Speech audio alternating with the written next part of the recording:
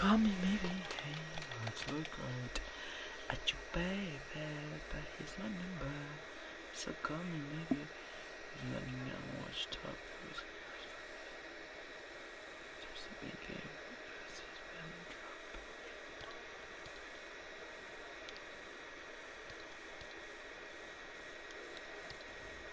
The heck is a banner drop, bruh?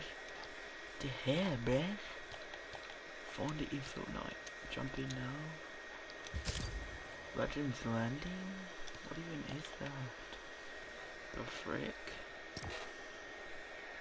Banner drop? What the frick?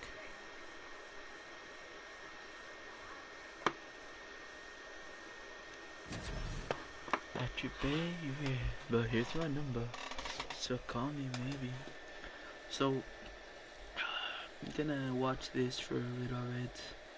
So I can get that free banner. You already know 2 vibes. Pivot was a Prussian meal for the past 3 years. Pasta? Oh no, it's just a hot dog with a tortilla. Man, wait. Is that supposed to be something dirty? No, but a hot dog with a tortilla is actually like a food. So I'm not really sure what it's called actually. But it's really good if you put some repollo on it. And you put some repollo's like that lettuce that's kind of weird. No worries, bro. What is that? Oh God, bro. No.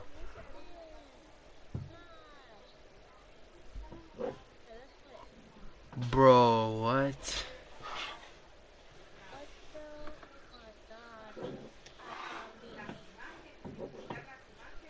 Oh my.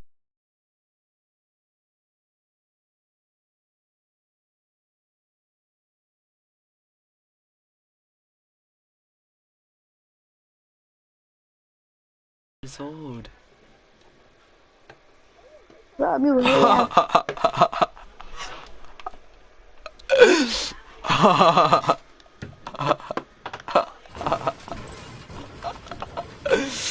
Oh my God, that's actually so funny. Oh my God, that's actually so funny. What the hell? Oh my God.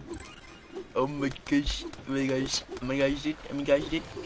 Oh, oh my God.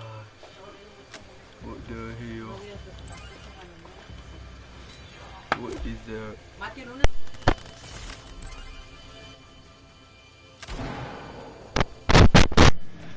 Oh my goodness.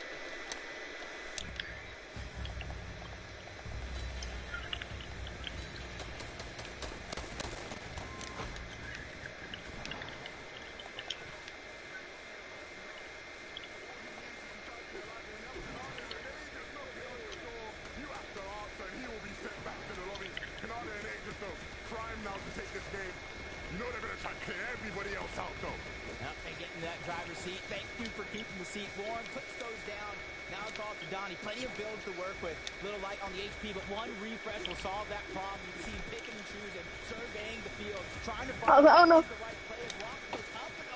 Oh, let's go.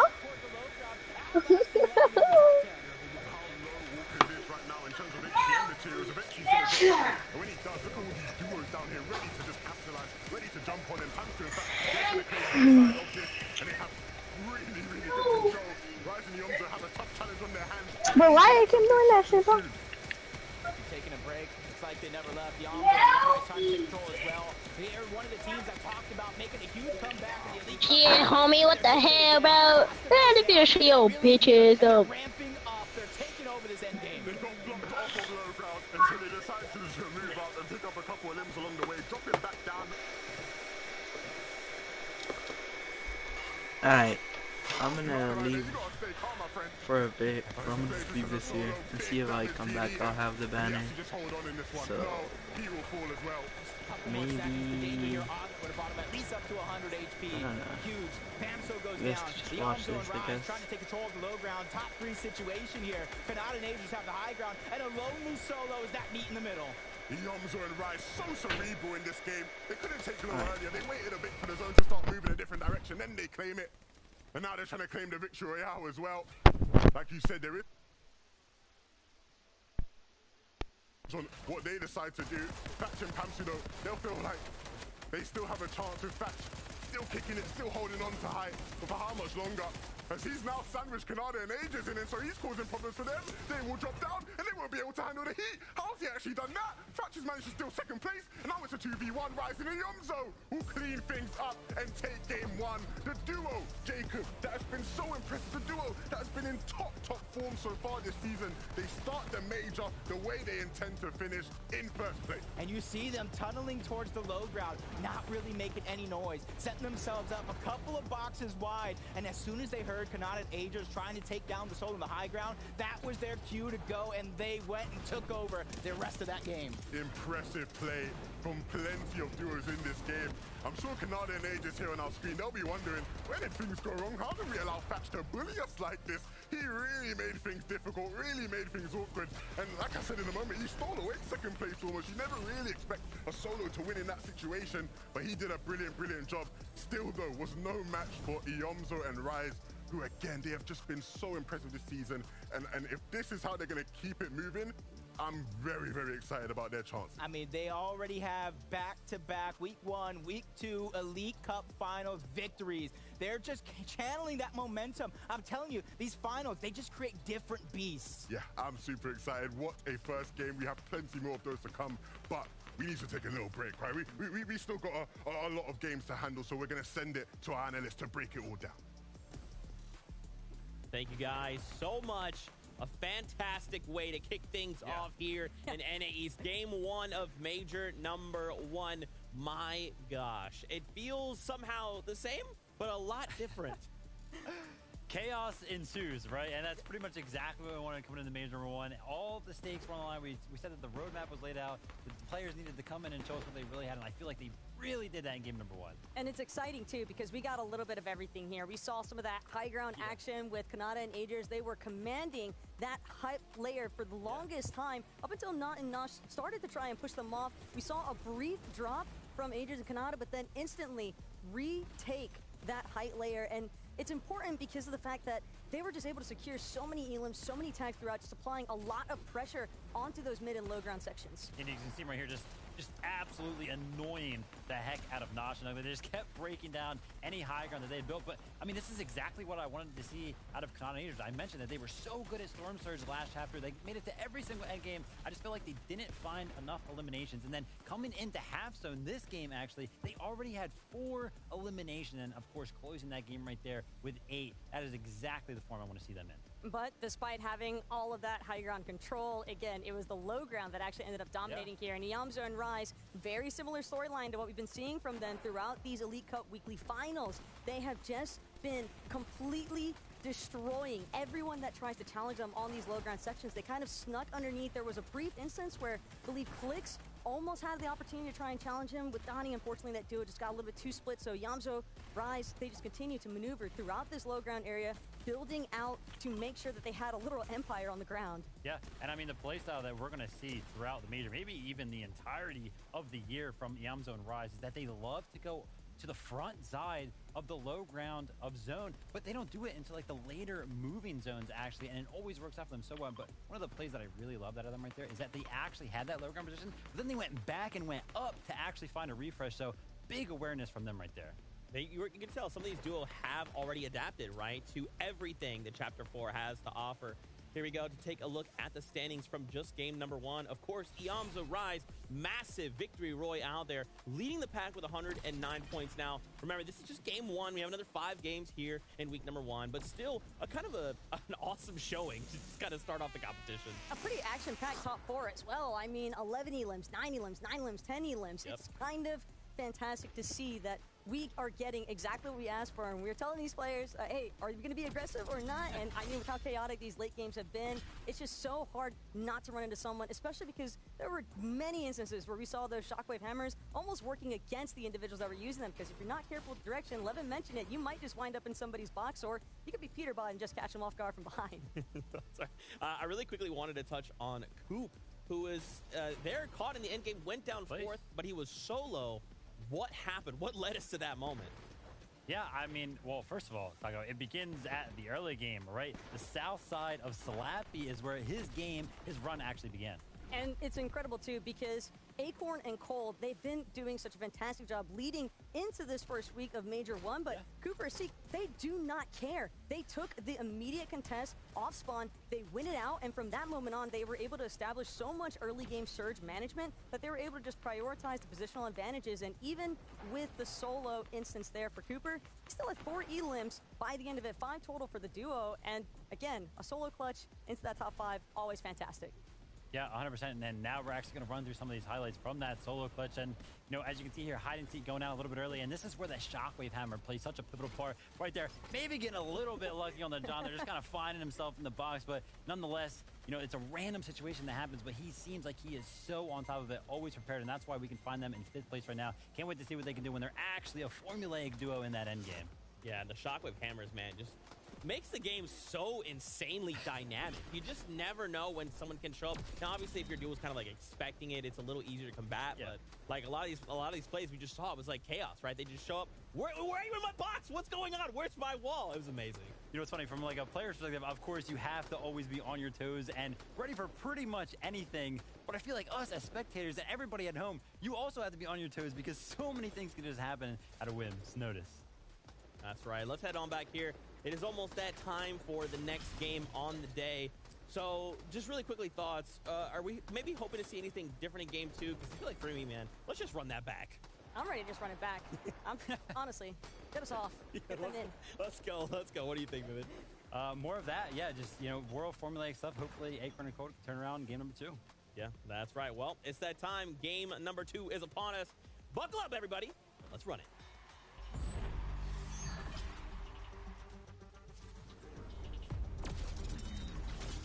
Well, our analysts said they want to see more of game 1. I promise you one thing, we're going to have more and even better, Jacob. Yeah, hopefully they laced up their shoes or even changed them depending on where they're at in the leaderboard, because this is a marathon. This is not a race. You got to be able to stay consistent through those games, because don't fret, you might look at the leaderboard, over 100 points, Yamzo and Rise, it's not out of reach. Yeah, look, we might end up sounding very repetitive today because once again, the players are on the battle bus. They are ready to hop towards their POIs.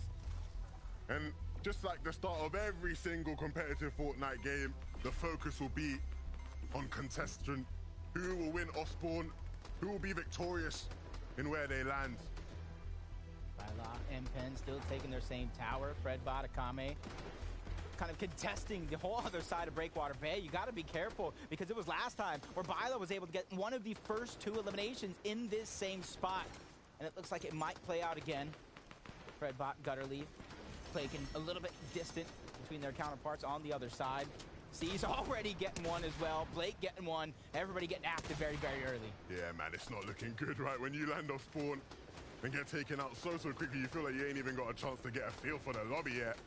That is never, ever ideal. So many players falling though in our feed. It looks like Acorn's gone down again. So there's a lot happening. I'm sure we'll try to catch up on it all, because big names going down, but Byla will fall as well.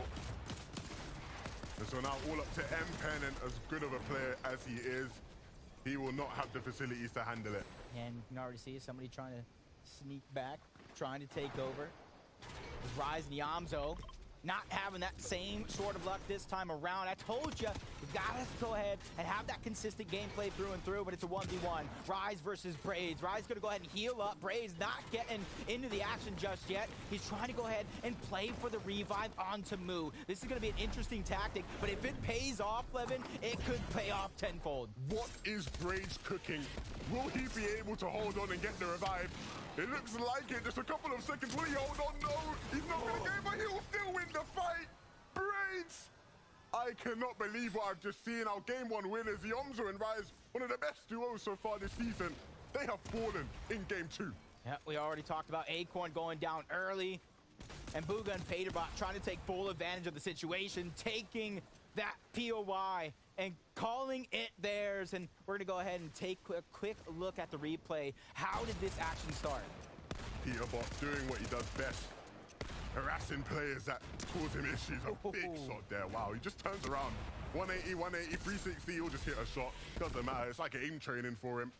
And those guys will be over the moon. If you're Booga and Peterbot, right, you know you have one of the best duos in the world landing at your POI, but they just have another duo just dealing with them every single time. You can just walk in and clean up. They will be ecstatic about how this day has started for them and how this game in particular has started for them. Will they be able to capitalize, though, with how great of a POI Slappy Shores is? I'd like to hope so. Switching gears, though, right back into the swing of things. Another fight here. And it's North Tate and Duke who'll be looking to win this one. And you can already see how many bills they're expending rather quickly. But Saucy, he's separated in a 2v1 situation here. And that's where Top Team and Duke, they know exactly. They can be patient. They don't have to rush. The Saucy trying to go down, trying to go out. Use the static launch pad. Cone over the head. Denied. Access no more.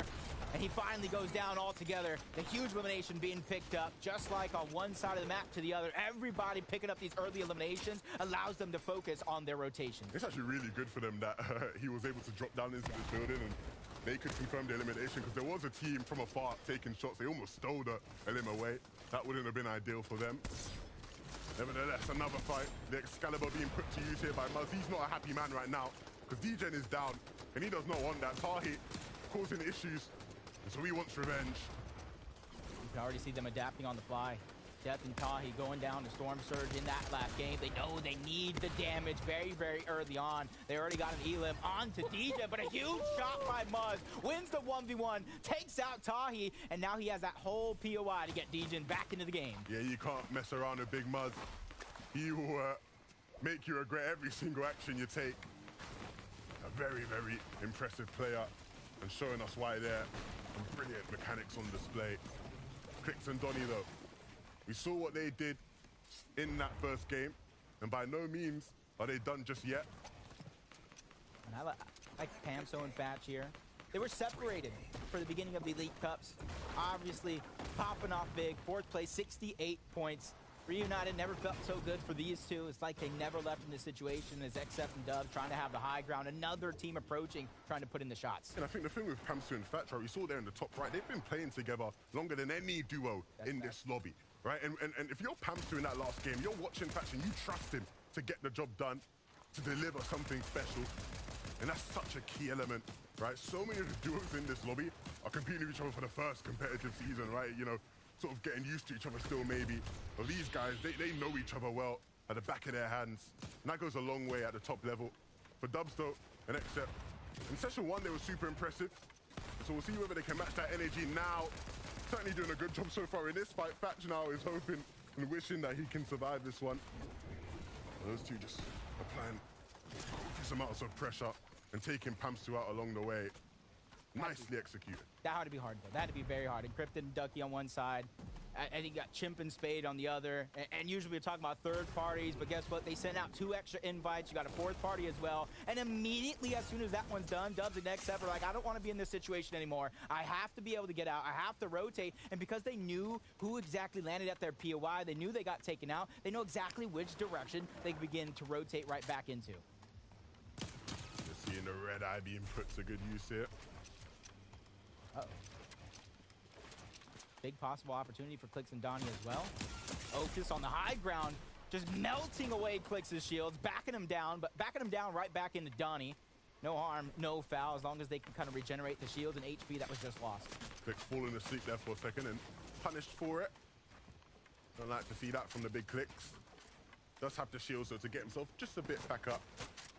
But again, when you are so central in the map, Jacob, it can be so hard for these teams to take these kind of fights because there are so many players all around you. 360 degrees you have to worry about.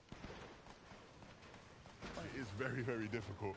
It's just one of those annoyances. It's like a fly out of a picnic Exactly. when you're trying to go ahead and take your battle, get your shots, and then it's just 4th, 5th, 6th parties just go ahead and trying to lend a helping hand. Because most of the time, they're never, going to get the elim per se. But, that extra 50 HP that they chunk off from like 300 meters, it goes a long way in these fights, right? So, Perfectly put, right, in terms of just being that annoying fly that you can't seem to get rid of. Especially at my pick me. I like food. Walker's, he likes high ground. He likes storm surge damage. And that's exactly what he's going to do over towards Anvil Scope. We got to be careful, though, because all the initial teams that did rotate there are already rotating out. They're trying to get themselves a better spot in zone, so they're just hoping that other teams that landed towards the outskirts are going to use that as a rotational path to try to get in the zone. Yeah, it's an interesting game here. Champa, you saw how their game came to an end.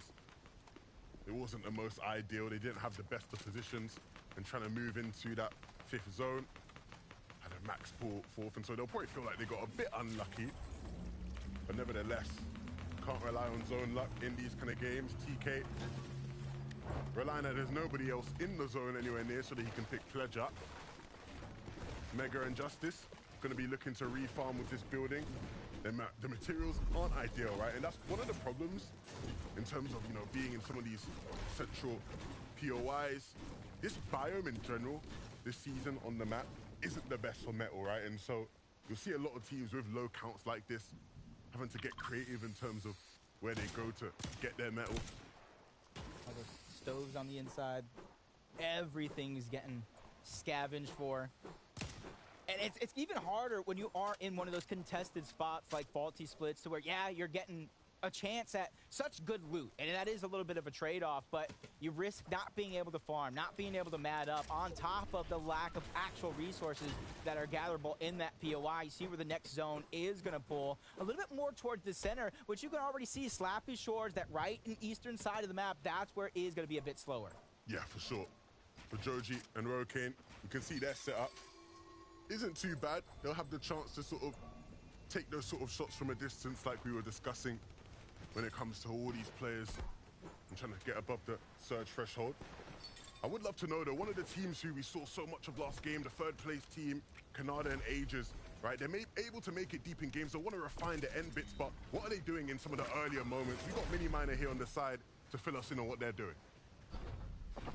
Levin, they are taking absolutely no risks whatsoever. They're building a huge tunnel at their drop spot, Faulty Splits, giving them so much real estate to get Storm Surge tags. Of course, this also enables them to put some heals safe and collect all of the heals up at the top, so that then, of course, they can use those when they're going for tags and potentially getting hit. Beautiful stuff from this duo. Let's see them pop off again.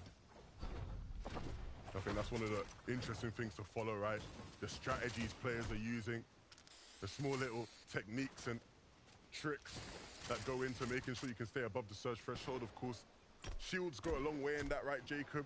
Because, you know, if you need to deal damage, there's often a good chance you're going to take some damage. And so when you've got that extra bit of shields in the reserve, it just allows you to be a bit more zealous in your attempts to be aggressive and take fights. And I get that feeling of deja vu, because last time I've really seen a strategy like that pay off. And yeah, it's used. It's a very common strategy. Gather all the heals. That way you can trade shots. But the last time it really, really paid off, Seti and Cammy, EU, FNCS Invitational. Throughout 2 days, they got 4 victory royales. And so you got to imagine, at least the blueprint here for Canada and Ages has already been laid, knowing exactly what to do, trading those shots. And, oh my God, 3 straight tags. Shield just ripped right off. This guy is unreal. You can expect to see him hit shots like that over and over again. That's what the red eye is for. And that's why you'll see a lot of these teams pick it up, just because it allows you to hit shots like that. You're not likely to hit shots like that with an assault rifle, just a regular one. The red eye, though, the extra bit of precision you get being able to aim down sights is huge. Yep. Warrior and ABN, 221 above the damage threshold. They got static rotation next to them, so even though they're not in the zone, they are close by and they have plenty of options to work with. TK and Pledge, I'm actually really interested in their story for this game. Pledge was taken out early, gone. TK used a lot of time, taking a lot of damage in the storm just to get Pledge back into this one and give him a second chance at life. Yeah, and it's definitely going to have to be, you know, a story of uphill battle, because they are down when it comes to everything. In terms of surge, they're barely above. The materials are horrific at this stage in the game. Absolutely no metal for Pledge, barely any brick. It is not setting up to be the best of games for a duo who has been rather impressive so far this weekend. And so Don't let this moment here, you know, be your only judgment of them as a team. They do have more to show, but this game is never over, right? They can always turn things around. Quick stat, Peterbot and Booger are the only previous FNCS champs competing together today in NAE, and just goes to show that even though during, you know, regular cups, the off season and things like that, Booga's not necessarily there, he really rises to the occasion when these big major FNCS is rolling around. That goes to show that nerves are just not a thing for him. They're just not in his body at all, not in his anatomy. Hey, there's a reason many consider him the greatest of all time, right? He's done it in the big stages and he'll continue to do so. Of course, though, this is a big stage and a stage that you'll have to perform on if you want to gain the respect of your region, and these kind of fights are the ones you have to win if you want to make your way there. See Proxy and Tetro. They were going for it, 153 below the damage threshold, but he peaks, takes a huge shot back from Chimp and Spade, and they're ready for it now. And as soon as they hear those shields crack, they know Storm Surge is active, and this is their chance. They can either get aggressive, try to take control of the situation, or they can play passive, knowing these guys are taking damage no matter what they do in this situation. Yeah, they are just holding their cool. You can see how they're just sitting on the right-hand peak, sitting on that angle. They're waiting for them to make a move. They'll be ready for it. And you see Shotgun's already hitting big shots as well. Chimp, he is excited. You can see it in his eyes. He's hungry, and he'll hit the shot as well. Big stuff. And cheeky 2 limbs for them as well, making it look easy. You know, I believe they kind of went 2 separate directions with that Shockwave Hammer, went into 2 separate full duos. And sometimes that separation is just enough, even though you're trying to play aggressive, but another person who is down and needs to get back up is Clicks. You can see no Shockwave Hammer, no extra resources. Even though they're above the damage threshold, you know a refresh is imminent to come out of them. Yeah, they're looking for it. They definitely see an opportunity. I want to make sure that they have a path towards the zone. This is another game where we see them sort of having to struggle to deal with a bunch of different teams around them. That was perfectly timed. Nave stood no chance. I'm sure he blinked and he didn't even realize he was down with how quickly they took him out. I feel bad, though, because Clicks and Donnie are expecting a treasure trove of goods, and they get an empty pinata. Nothing. They'll take what they can get, right? Beggars can't be choosers. True. Slacks and Illis in a similar situation where so many teams rotating past them. And they will do themselves a world of good by picking up this knock, and that's exactly what they will do. Ignat goes down. And that makes their rotation a bit easier in terms of now they are sort of not the prey, they're the predators. They're the ones on the hunt, on the ones on the push. And they read the book. They read the play right now. A South Pole, they're on the farthest north side. They know very few teams are going to be able to contest this right now, especially since they're fighting backside into the zone. Illis lands that final shot, getting the elimination, the refresh, and on to the rest of the journey. They continue, but they still got so many other teams. I said it was a South Pole coming from the north. This is going to be a minefield. Yeah, and look, Donnie and Clicks. All of a sudden, again, we talk about quick turnarounds in games and how quickly things can change. Donnie's down. TK wants to get revenge for Clicks picking up Pledge, and that's exactly what he did. Oh my goodness, he made that look mad easy. Both these teams, I mean, TK was actually fine through and through. His Pledge, we didn't really have much to work with. We saw Clicks and Donnie moments before this. They didn't have much to work with. And we can actually see exactly how TK made that come to fruition. Yeah, you see here, just a couple boxes away. The easiest limb he'll probably get today, right? It looks like Pledge did most of that one. Yeah, yeah. But hey, that's the teamwork, making the dream work. Pledge goes down, sacrificing for a couple more points. Storm Surge to put in his back pocket, something that he can use for the rest of the game. And you can see the average placement coming out of Illis and Slack, 12 across day 1 and day 2 of the previous round. And I like that because that prepares them for this style of play. Instead of going around, gathering all eliminations, W-keying, playing aggressive, they're getting ready, using those 2 days for as much practice as possible. Yeah, for sure. And look, the big thing is, right, is that, you know, these players are playing for series points today. True. So if you perform mode, you know, you can come back in previous editions of the FNCS. Maybe if you were one of the top 3 teams or top 5 teams, you maybe even qualified straight to the finals, right? And so you didn't have a chance to sort of come back into this session and fight again. All of these players will have that opportunity when it comes to next week. So you want to set the seeds and allow them to grow throughout the rest of the qualifying weeks. Costa, though, they'll be wanting to have a better game. but it's not going to be easy when they're down on Surge. They're forced to take a fight and aren't working with much by way of HP. Literally no shields remaining. They just have to hit some big shots and quickly. But with the separation being created, I can't lie, Jacob, it is not looking good. I do not see these guys staying alive for much longer. No, it's very scary to think, too, that they were hitting a couple of shots, but it's still not enough. Storm Surge hits right back and takes them out back to the lobby. And you got to go ahead and revamp your gameplay. That's something that you have to do game after game. You can't think that the same thing's going to work every single time, unless you're maybe Peter Butt and Booga, to where you have your game plan that solid, that tight, to where you can go ahead and continue doing what you do best. Yeah, no, they were looking at big raids there, right? So you got to put some respect on his name. True. Obviously, one of the players that took out Yomzo and Rise earlier in the game, so definitely not no one you want to mess with, but he is looking like a solo at least, so not going to be in his strongest of positions. Kanata and Aegis though, we obviously saw how they were setting up the Surge. Aegis now being picked back up. So hopefully now they'll be able to get redemption, because I'm sure they will feel like they should have been getting first place in game one. Reduced down to third though by Thatch himself. Bert though, struggling. He gets knocked. So it's all on the Walkers. Yeah, Walker's knows he saw it through the cone. He has to be able to get out. Wall's going to get taken, though. Walker's getting backed up. He now has to change layer. Go up, go over. Bert, it's a non-factor. Can't be the hero. Trying to wait for that perfect moment to edit floor. Scudstrip is there along with John to try to shoot back. Not letting that surprise attack be successful, and they immediately just pick him up, take him back into the boxes. Let's get this loot, that slow and steady gameplay, not getting greedy. That is the recipe for success. That is brilliant from Susprit and John. I'm sure they will still look to try and see if they can pick up Walkers, but just having the discipline there to not get overexcited. Make sure you grab the body, secure the loot, and then we reconvene and see what the best play is. Too many times I see inexperienced players just get ahead of themselves in those kind of situations. Oh, we got 2v1, let's go in. No, staying calm, and now making their way over to the zone. Gonna split this rotation up into two, use the hammer for one movement, and then the second, and that should be enough to get them into the zone. Then Peterbot just lagging back. They know they got one of the shortest runs of the lobby. Zone's gonna be moving slowest here on this right side, wasting no time, getting right into the zone, finding themselves a great spot. And Vivid talked about it. If any of these teams do have forecast, you activate it in this zone, you'll see zone 6, 7, and 8. You'll be able to rotate and use that shockwave hammer to try to steal away the front side of zone. What I like about this visual is that we have Threats and Macwood, and if you don't know anything about these two, you can very much expect to see them in these kind of positions all major long.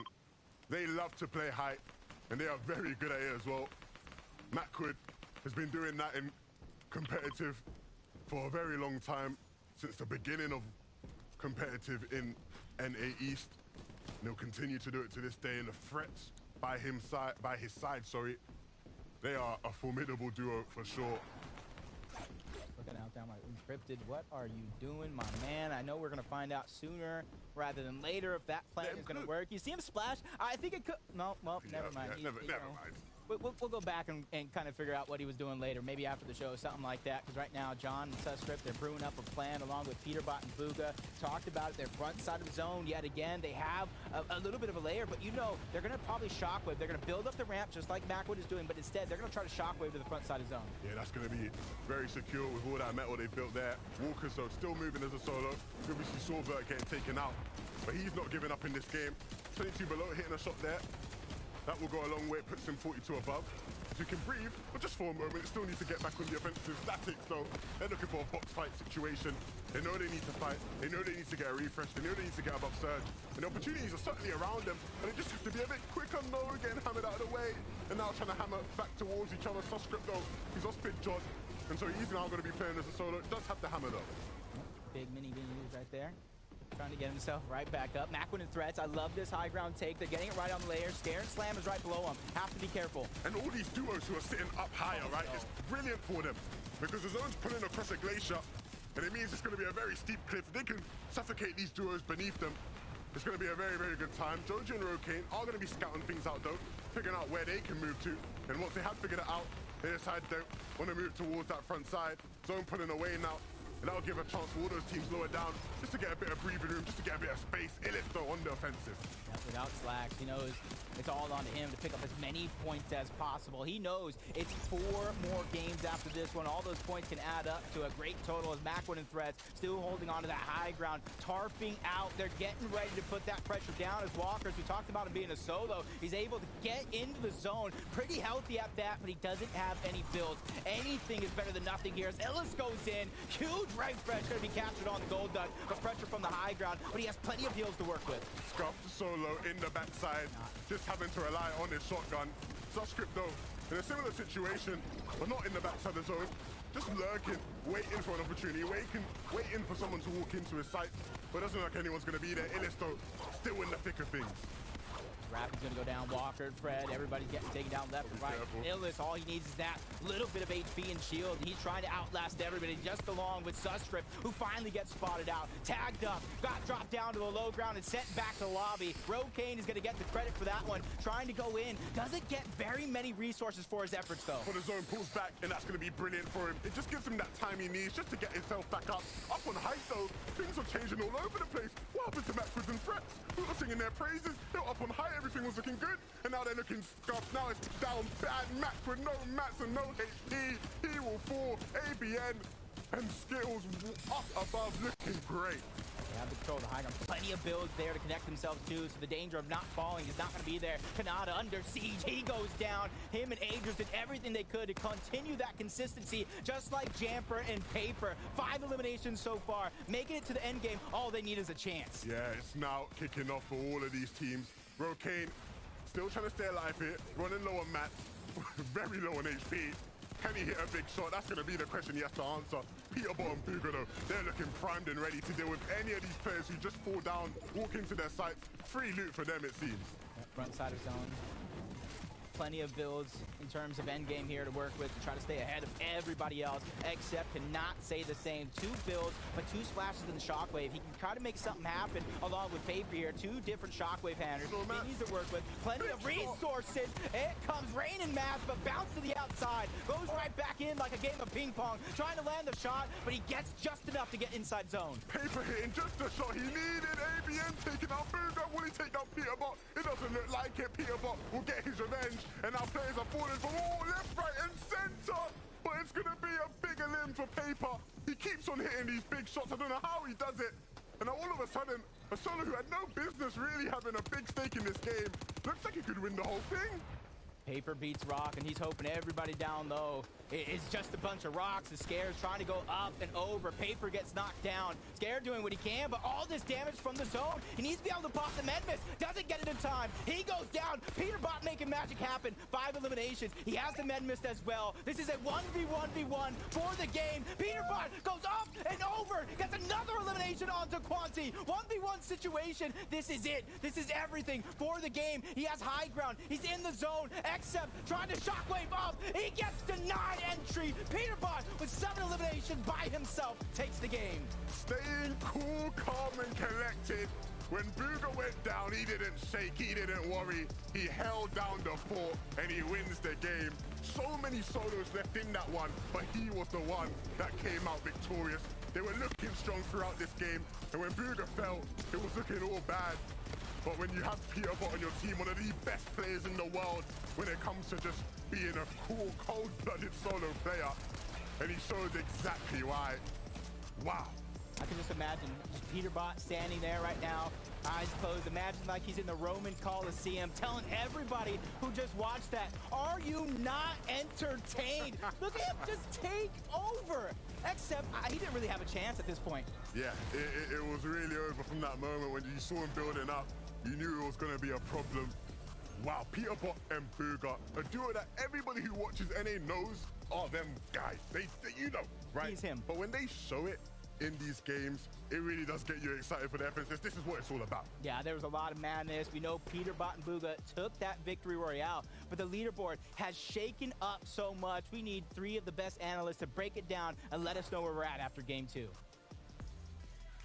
Thank you guys so much. My goodness. I mean, this is why Bugha picked up Peterbot, right? I mean, The application coming in handy. there it is. I mean, Peterbot, just an insane solo individual, man. I'm sure Booga was like, oh, it's just you. Ah, it's fine. You got it. Go ahead. Win the game. I mentioned it, right? Like the trust that is existing right now between this duo, it's insane. And I can tell you right now, Booga was just sitting there and he was watching Peterbot go for it. He was like, yeah, he's got this 100%. I mean, Peterbot was looking clean in this end game. The moment that you see that it is a full-on individuals battle royale to the finish, you kind of have to root for Peterbot in that instance. And more importantly, even if you go all the way back to the very start of this game, you have to keep in mind, Peterbot and Booga actually did go for the contest this time. Yeah. Last time we saw them actually rotating out of North Slappy for game 1, but for game 2, they took the challenge, they took out Cooper and Sleek early on, and, well, worked out for them. That's right. Here are our standings as they are after game number 2. Agers and Kanata have now moved up. And look at this. Third place, Peterbot and Booga up 17 places off a single game. So literally no one is safe right now. Yeah, I mean, it's only been game 2. Dig, and then, of course, Jamper and Paper as well, going up 17 spots. And then Accept and Dubs as well, jumping up 22 places. So big game for a lot of teams here, but it's great to see Jamper and Paper getting into this end game and showing us why they are so good. Ever since they established their boot camp, I think that the synergy has really started to develop between 100%. these two players. And Paper, for example, the fact that he was still able to collect 1-2 more elims just to try and secure a few more spots on the jump off. I mean, 17 placements being held up in the leaderboards, that is definitely not an easy performance to undermine, and especially the fact that there's just so much happening in these endgame instances. There's a lot.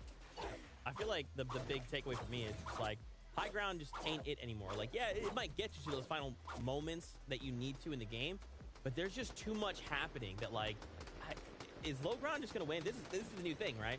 I really just feel like it's like ping pong match, like Jacob mentioned. Everybody's going up for high ground, but one team that was trying to hold it and did a really good job of doing so was actually Macwood and Fetch. Like we talked at the top of the show, everything on NA East was switching up. All the teams were switching up. Well, the one thing that remained the same was this duo and the fact that Macwood loves high ground. So it's great to see him back up here. And honestly, I really feel like they were in such a good position to actually hold this for the rest of the game. And I thought they were going to win it, but again, those hammers just causing so much chaos, forcing them to use so many builds. I think it became a little bit too much for them. Yeah, it's definitely a bit problematic whenever you're actually trying to maintain staying on top of the lobby, getting those free shots off. But again, elims can only take you so far if you're not able to maintain that high ground. Yeah, and I'm kind of curious to get your guys' thought on Storm Surge kind of as it is right now. Feels like some players are managing well, some maybe not so much. What do you guys think? I mean, so far, I'm kind of liking the things that I'm seeing out of the top teams for sure. I think they have some really good strategies going on around it, but it's just all about kind of like finding where you need to set up on the map and making sure you establish some early bases. So that way you are elevated enough to pretty much see any of the rotating players around you to make sure you can get tags on them.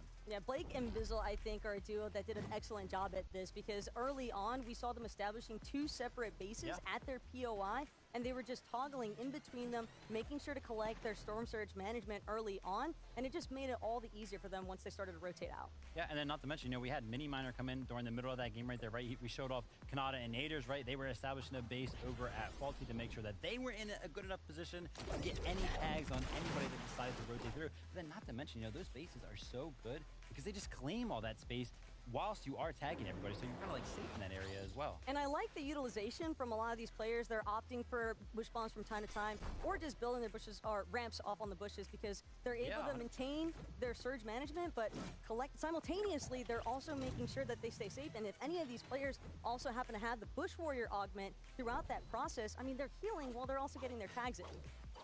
Yeah, there's augments, right? They can add so much. So there's a bunch of them that kind of amplify some of the uses of medium ammunition. Sometimes you don't actually use some of them. So a lot of things that can affect the gameplay throughout the entirety of these matches. I'm telling you, man, self-expression, being able to say, how do I want to play this game? Augment's going to help me do that. You love to see it. Now, those are just the first 2 games. We have plenty more to go. So let's get ready. Because that's right, game number 3 is underway. Let's go!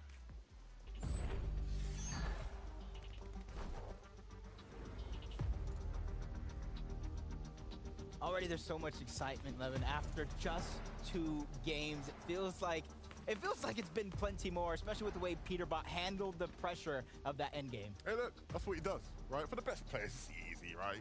These big moments, they're nothing, right? It's an everyday in the park for a player like Peterbot, but who can rise to that level? There are plenty more. We saw some upsets. We saw big, drastic changes in the standings. There's going to be plenty more of that. But if you are some of the teams who've maybe been struggling off spawn, right?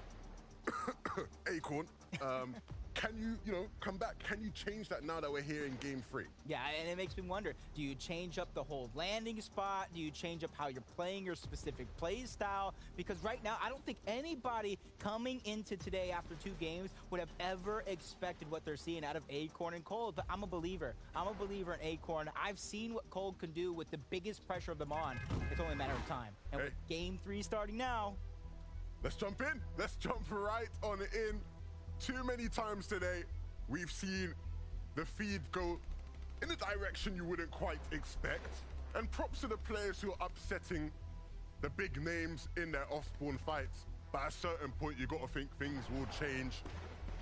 But who knows? This Fortnite, you never know what you're going to get when you drop into a map. I mean, I'm hoping for it. I'm hoping for a little bit of a switch up.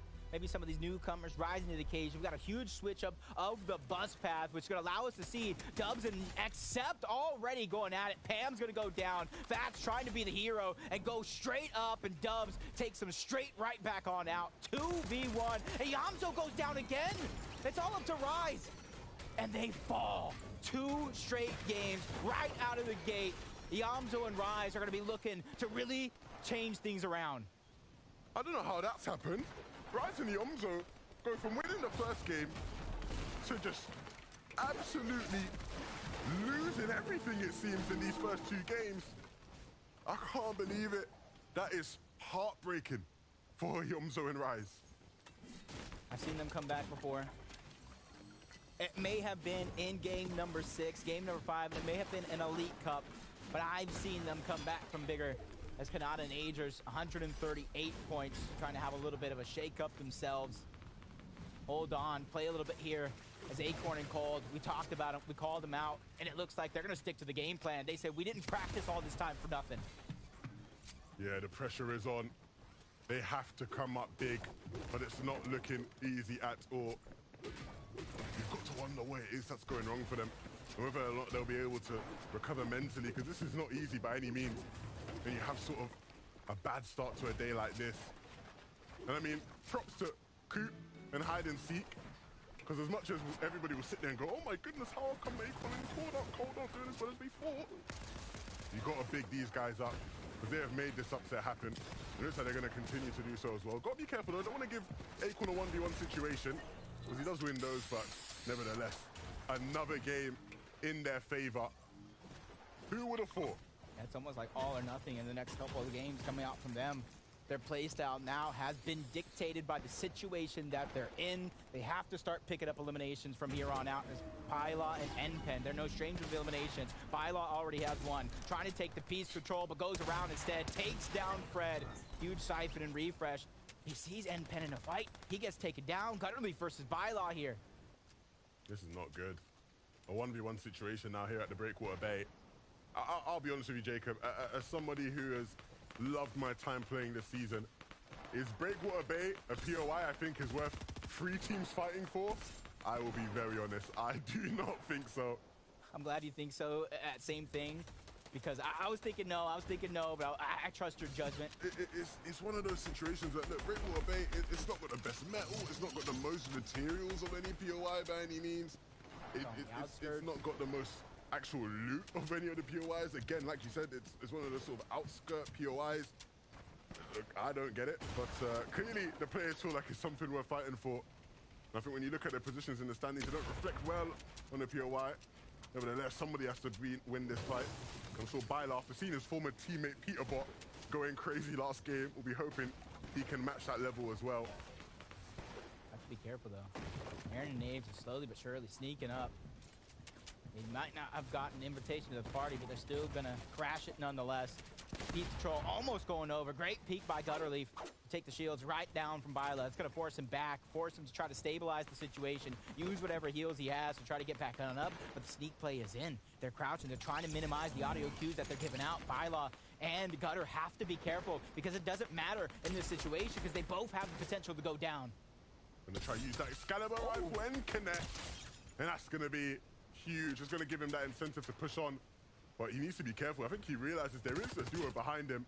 That's going to be Naves and Aaron.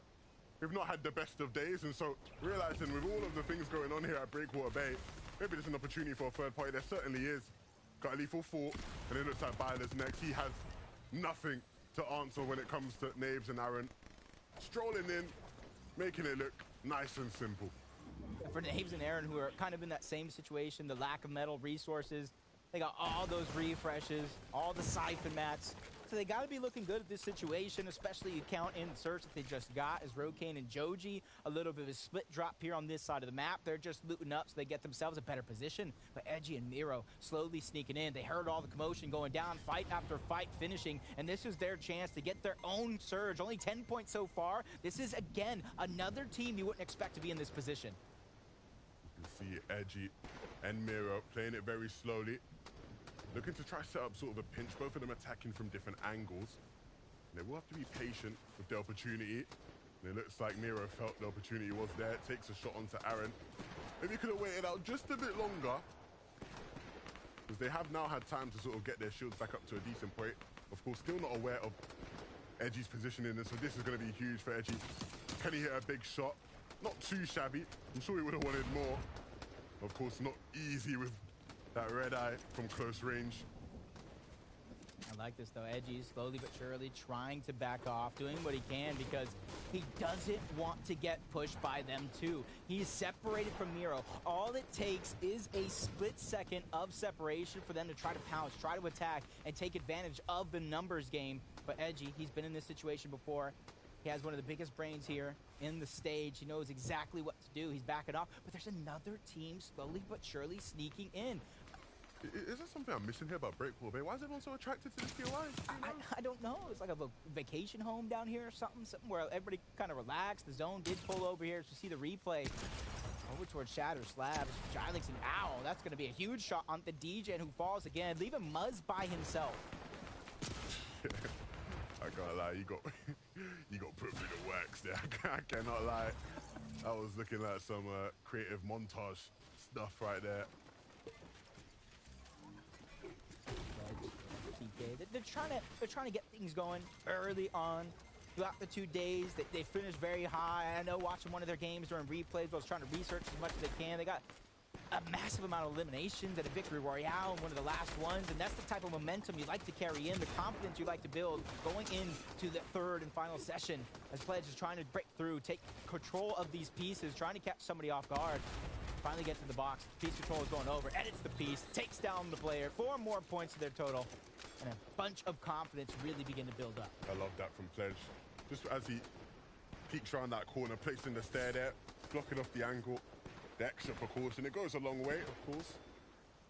And now back to Breakwater Bay and all the amazing things happening at this POI. So many players here in the Storm now. But is there any real winner from this situation? Looks like Edgy is trying to leave. I don't think Trashy's going to let him get away with it too much. Aaron and Naves, of course, will feel like they can get in on this one as well. But teams now at least starting to make their way towards the safe zone. Still have a ways to go as it closes. Trade-off right there. Aaron seeing it all go down in the distance, getting the knock on the pump. Edgy got down early on. Pump still down. Trashy can still try to go ahead and break out, get the res, but that other team knows that they're there. And now they have the choice, though. They can go ahead and try to continue the third party, make their lives that much harder, or they got the surge. They already got their elimination, so they can go ahead and focus on that rotation to zone. And it does look like a possible reboot card was picked up. Nero's trying to get out. Anything can happen here.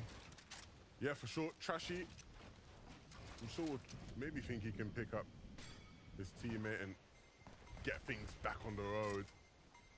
Again, one of those really awkward. You do see situations like that where you have a bunch of different teams, a bunch of different parties, all sort of vying for the same thing, right? They want to deal damage because they know Storm Surge is going to be an issue later down the line, but it isn't that simple at times. Nothing's really ever that simple here in Fortnite. And that's the thing, you can't get lost in the sauce, you can't tunnel vision. This Kanata just takes a huge amount of damage from the side, but that's not too much to worry about. Agers wasting no time, going hip to hip. They know exactly what to do in these scenarios, how to hold the walls when somebody is under pressure, as Booga and Peterbot, they're immediately trying to go over.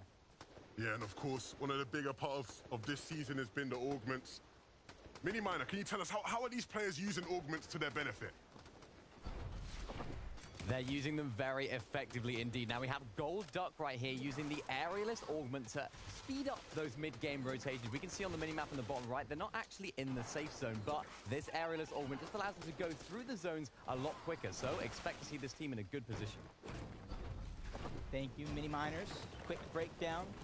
Catching us up with some of the things we might have missed, might not have known. And I like that. I like the aerialist because if they're able to make it towards endgame, they can make daring acrobatic plays, taking high ground and immediately trying to give it up. They can bait players into unfavorable situations knowing they have an escape plan in their back pocket. Peterbot back on our screens here. I'm a big fan of this duo, and I'll tell you why, Jacob. I feel like I've seen this before.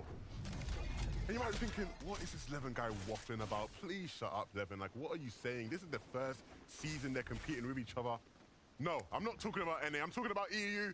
Don't get mad at me. But this duo reminds me a lot of Tayson and Thomas HD way back in the day when they teamed up, where you have the person who on their region is considered a respective GOAT, Tayson, the parallel there being Booga. You have Peterbot, who the parallel being to Thomas HD, just the guy. You know when you have the guy, Peterbot is that guy, Thomas HD has always been that guy on EU. And I do think, though, the difference with Booga and Peterbot is that they can probably do what Tayson and Thomas were never able to do last year, and that is win an FNCS championship. A very, very impressive team, and a formula that definitely could work, and it's been working so far today. From one impressive team to two more, Clicks and Donnie, Kanata and Adris, box to box, wall to wall. Kanata trying to go for that piece control. He's going to get at least one, forcing Clicks back into the same box as Donnie. The trick is right now is they're barely flirting with that Storm Surge threshold. 40 below, 27 above. Another team sneaking by, though. You have to be careful. If you don't watch out, Angers, you could be taken down. Let's collapse. Sneaking by. And I like this right now, Kanata. Even though Adris is on one side, Kanata's just honestly always getting that information. You always got to be doing something here in Fortnite. Yeah, got to stay proactive. Can't sit idle and put your thumbs together. That's exactly what they're going to do. They're going to start moving. Of course, have the shockwave hammer to do so. And as always, Kanata hitting some shots, but taking some damage as well. The chunk splashes will allow him to get back up if need be. Probably waiting, saying, hey, before I use my splashes, he's probably letting Agers take his shots. That way, if he gets tagged up, they're optimizing the actual splash usage. But you got to be careful. If you get pushed, you only have 100 HP at that moment in time, as Dubs and Accept trying to peek through, get themselves some elevation. They know there's so many teams on the outside of zone. Even though they're 200 above the damage threshold, there's always room for more surge. Yeah, and there will be opportunities for them to get tags from where they're sitting at. Of course, Agers and Kanata still in the zone, trying to make their way in and just barely making it sort of under this natural ridge in the map. And it's going to give them the space and time that they need to get their heals back up. But to be honest, for a team that's been so impressive today, they look depleted, and this refresh would go a long, long way. If they can pick up claps, which is exactly what they'll do, it could be the key to keeping them in this game. It's definitely going to be worth to run into the storm to get his loot. But there are eyes on it, so Kanata's going to have to use those builds, guarantee that he's not, you know, getting too greedy by any means. Warrior and ABN, so much high ground. So it's very interesting to see that they're 59 below the damage threshold, trying to out-heal it, using a lot of their minis, trying to save the splashes to the last moment. Donnie's going to go down to fall. Clicks is out as well to Ducky. They probably got focused there just a little bit as Edgy and Miro. He got him back into the game. Second chance at life here. What can you do with that second opportunity? Well, what they need to do with the second opportunity right now is head to zone. But they don't really have much by way of HP. The med missile get Edgy back up. We obviously saw how much they were struggling earlier. To get back into this game, I'm assuming it's going to have to be some sort of a big box fight, right? They're going to have to get on the offensive, catch a team out, and just hope that they can hit the jackpot, right? Sounds easy. Easier said than done. Yeah, I was about to say, sounds easy, but you know as well as I do, everything is much harder in Fortnite. Like the mirror, everything is larger than it appears, as Joji and Rokan were only team other than Kanata and Agers to place top 10 in the first two games. And that goes to show it's not all about the victory royales. Consistency beats out more times than not as Illis has the Peely's Pleasure treasure map, but he's down 86 below the damage threshold. And this is where it goes to where he might not be able to pick and choose his battles here. Yeah, the weird thing is that his teammate is actually behind these guys in terms of names and Aaron. His teammate's by the gas station. So even though he's alone, Slacks is just sort of behind that. Oh dear. That's first place. Okay, That's Aegis Aegis. is down. Kanada now has to make a big play, but even if he is able to survive here, this game's flipped on its head. Playing as a solo from this point on is going to be a very difficult task, even for a player of Kanada's level. But Dubs and Accept, they've done a world of good in terms of trying to further their campaign in this tournament, taking out one of your top competitors. And that was a miracle find because they didn't have that shockwave hammer moments ago. Now they're using it to get the zone. Kanata trying to be hot on their heels, getting tagged up from all over on the lobby. Dropped down to about 76 HP, trying to pause, find some stability where he picks what the next move is going to be because he's still outside of zone. He's still below the damage threshold. He's still following this duo. He's out for revenge here, but he's going to find that sweet spot right above him inside of zone and try to toy with it here. 118 below the damage threshold. He still knows in the back of his mind, I have to be proactive. Out for revenge or looking for trouble, it's all about how you interpret it. The question is whether or not he will survive. He's used all of his metal now. Just has the one build left. And now when he's trading in these kind of situations, it doesn't look good. He's not going to be able to out-heal. They know that he's down bad, and so they'll just continue to spray up. It looks like it's going to be the end of the game for Canada here. That's the first place team, and so an opportunity for anybody in the lobby to catch up, and one of the teams who'll certainly be looking to do that is right here on our screens, Dubs and Accept. Saxon, Illis, they've gotten together. They've closed the distance, but no further in actually trying to beat out Aaron and Naves. They're the ones on the back foot, and Aaron and Naves knows it. Playing very patiently, but needs to stay together. Can't afford to get lost in the source. Above the damage threshold, they know defensive is going to be the key here, especially since they know they already got the knock onto Illis. Slack by himself, under siege, a little bit of HP. They're trying to break through. Slack's doing what he can, backing down little by little. You got to imagine below the threshold, Slack's probably getting barely above, tries to peek, gets punished. Aaron and Naves get not one, but two of those eliminations. They needed that, right? They were obviously up above Surge, but didn't really have any metal. Naves just picked up about 400 there, right? From a big elim for them for the rest of this game. John and Suscript here, they have a chance to really start to take up a lead on that leaderboard and gain a bunch of points, and some of their top competitors are down. But this right here is the moment. I like what you're saying. They have a chance, the potential to take to the top side of the leaderboard, but they're 88 below the damage threshold. The next moves they make could decide the future of them very soon. As they continue to stout, playing patient. They know all these players around, peeking for Surge, shooting the shots just like they are. They're waiting for somebody to slip up. And they're separated. That might be the move that they can make, as Rokane and Joji knows they're in a similar spot, 219 above. They can play exactly how they want because they know they're not forced to peek. Yeah, this is going to be big. Joji, Rokane, they see something, and they actually are going to be able to profit off of it. And again, not getting too greedy. They need to be cautious. There's a lot going on. They, just like us, will hear all these shots, all these fights taking place. Maxo just below that. I think he'll be caught out eventually. So much is going on. This is very chaotic right now, Jacob. They're doing a good job, though. Suscript and John, throughout all the chaos, surviving. Still 83 below the damage threshold, which isn't much, to be honest. A couple of well-placed shots with that red-eye assault rifle would definitely put them above. There goes 28. They're still below, taking damage. They have to figure out what they're going to do to get the next 54. Peeking through the same hole. Storm Surge still taking them up, trying to out-heal. No more splashes on his Sudscript. Somebody pushing into the box. That could be the recipe that they needed, because even though they got a crest on, they landed the perfect shot to put them above the threshold. I like that from Sudscript. Hitting a big shot just when they needed it.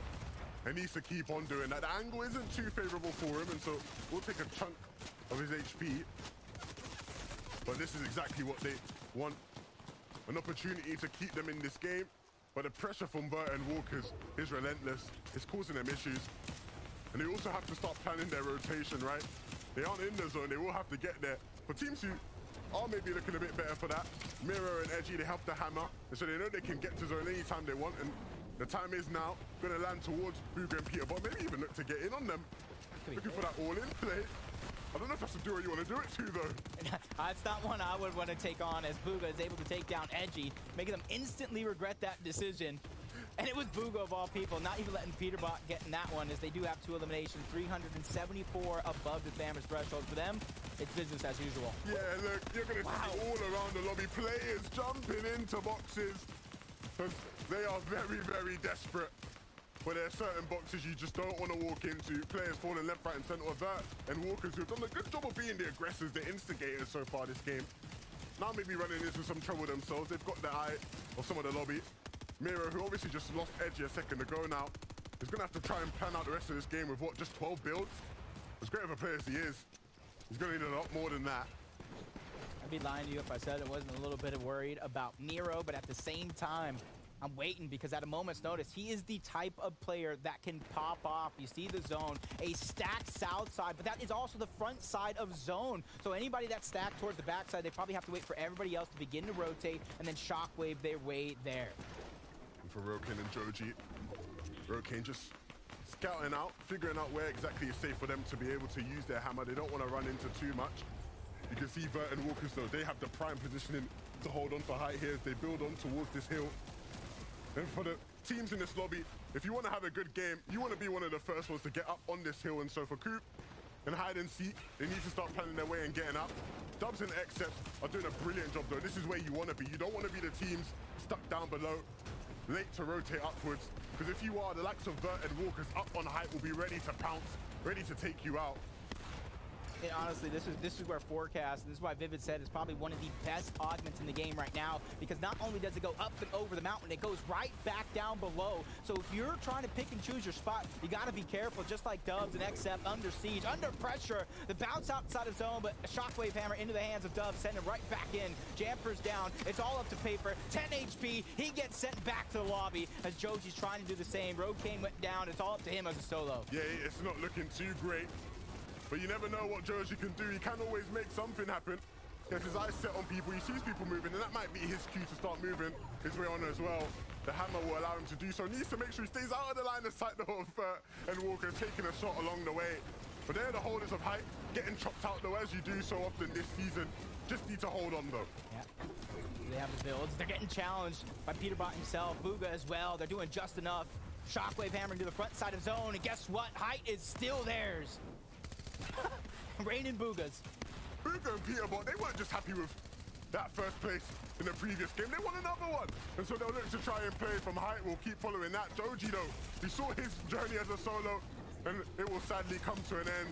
Noxy and Okis waiting in the front side of the zone, looking back at all of these players, and are very, very comfortable. They now have to make a move, though. And as they look to make their move, they see to find themselves in the same position that they were capitalizing on others, stuck in the zone, stuck in the dirt, stuck in the ice, sent back to the lobby. Dubs and Xcept will pick up another. They see all that loot there, and they see another player. They're going to keep taking shots. Brave move by Scare, but he had no other option, trying to heal. Booga still holding on to that high ground. Peterbot going to the backside of zone, trying to cover and making sure that they're set, but they're only just on one layer, and that's why Peterbot's going to go forward, build ahead, get that height, and try to secure it for him and Booga. 6 teams left. This is definitely theirs for the taking. And this zone has been so awkward for all of these players that are down below. Having to slip and slide across the ice, and sliding into the wrong box is going to cost you, and that's exactly the fate that Vert faced. Walking right into Dubs. He's got 6 already this game. He is on 1. You said it yourself, Peterbot and Booga looking to go back to back, and he's not only going to take part in it, he's going to try to take it by force, dropping down just enough to try to get the extra resource. You see him building up to protect Booga, but Shockwave Hammer right back on down. The challenge against Dubs. Peterbot is going to go ahead and try to solidify himself. The patience, this man can attack anything, but he knows when and where to do it. We just saw him in this position a bit earlier, but this time he has Booga with him, so there's going to be even more confidence. Coop and Hide and Seek, we saw them making brilliant plays earlier, cerebral in their attempts, and doing the same here, down low on Max. And so in this final sort of zone, they do have to hit big shots if they want to do it. Peterbot is ready and waiting, though. And so making sure to build up, don't want to lose height, don't want to get too excited, because there are still some top teams in this. Dubs and Xcept. Coop now playing as a solo, and now all about hitting these crucial shots. Xcept will fall, Dubs will fall as well, it seems, as Booga and Peterbot are making him pay. Will they connect to the final shot? Having to drop down though for a second and use them chug splashes to heal.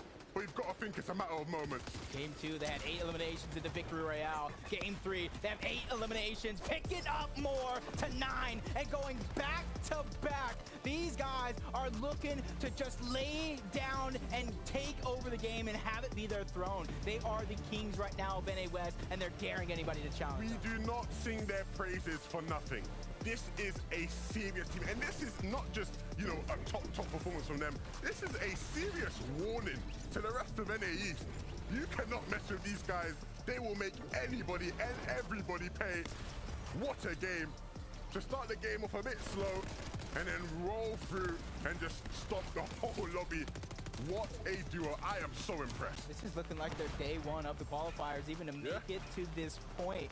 Almost 100 eliminations in that session 1 alone. It made it to where they didn't have to go all out. They didn't have to spend too much energy yesterday. They're saving it all for today. And what a plan that is. These guys cannot be stopped right now. I just love how Peterbot makes some of the most intense high action moments look like just a creative warm-up, making it look easy. I don't compare these guys to some of the best players of all time in other regions for no reason. They are really them guys, and they're showing it here today. Yeah, and I think that comparison was almost perfect. I know tomorrow, EU, they're going to probably be looking at us saying, hey, what about that comparison now? But for Bugha and Peterbot, there's nothing to compare them to. But let's see what other great things have happened during that last game. Zeke, Vivid, Taco, break it all down.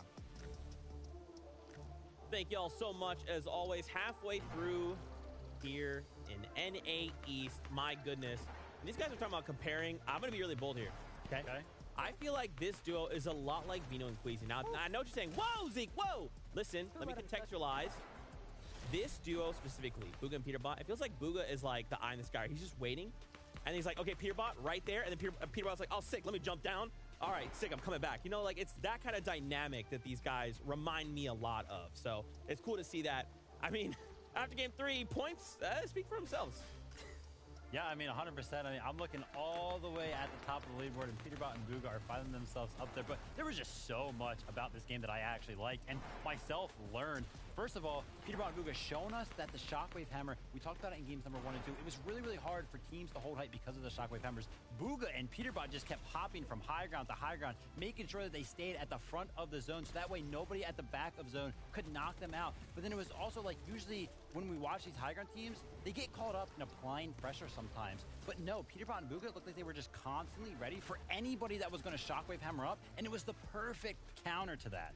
A lot of discipline exemplified here as well from Peterbot specifically. Yeah. Because he had instances where he could have gone for the finish on the elims when he was able to find those knocks in those final moments, but he chose to stay cool and composed. He waited for the perfect moment to actually strike, and he looked like he was out there on a firing range for a hot minute.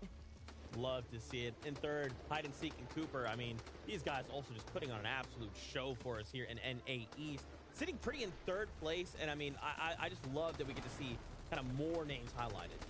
Yeah, I mean, 100%, and that's on the back foot of them also utilizing the hammer very, very well. I mean, Cooper getting caught off guard here, making himself get all the way into this end game, and it's a really bold strategy to actually go out into the storm with the hammer, right? It's always a bold strategy to go into the storm, but he knows that he has enough charges to kind of make that play, make sure he lives just a little bit longer, and then come right back with it. Again, though, it's just another fantastic solo clutch coming out of Cooper, and this duo, they can just trust in each other, and, well, I think that Seek has a lot of faith in Cooper at this point, because first he made it to 5th, now to 3rd, and it just continues to help them climb, because that's a +9 on the leaderboards. So good, man. Just so much talent here in NA East. One of my favorite things to see. Now, we do have a very special guest joining us here in just a moment. It is none other than Tokata. Hello, buddy. Hello, how's it going? Great. I mean, it's been amazing so far. Thank you so much for having me. It is great to see you, my friend. How are you enjoying things so far? I know we've kind of announced this Global Championship, and you got kind of like a little bit of a taste of that at Invitational. Are you excited for the Global Championship? Look, words can't even describe my excitement. I use the same phrase in Invitational, and seeing the hype from the audience, from the community, from the players internationally, I mean, players from Asia representing Middle East, I mean, it was a once-in-a-lifetime experience, and with the Global Championship being announced, I can't wait to see who makes it there, and I mean, how the competition rolls out. So, Takata, how are you and your watch party enjoying the game so far, though? It's been crazy, right? We've seen some clutches. I mean, Peterbot has been popping off. We have some big names like Kanata Agers doing great. Overall, I mean, there's been some insane clutches. I'm loving it, but I really want to see who kind of ends up coming out on top. I mean, this is week 1 of the qualifiers, so. Yeah, and quick question before we let you go, and I don't want you to say forecast. That's way too easy of an answer. What is your favorite augment right now in Fortnite? Look, that's a good question. I could go for like the combination, getting the light fingers and pistol lamp to kind of make the pistol be a lot stronger. But I think I'm gonna have to pick Danger Hero because it's so useful when you do get cracked to get that little bit of extra mobility and your health getting regen. So if I can't say forecast, I'm gonna have to say Danger Hero. And what are you looking forward to in the last like 3 games here? Is there anything that you're maybe like hoping to see that we haven't seen yet?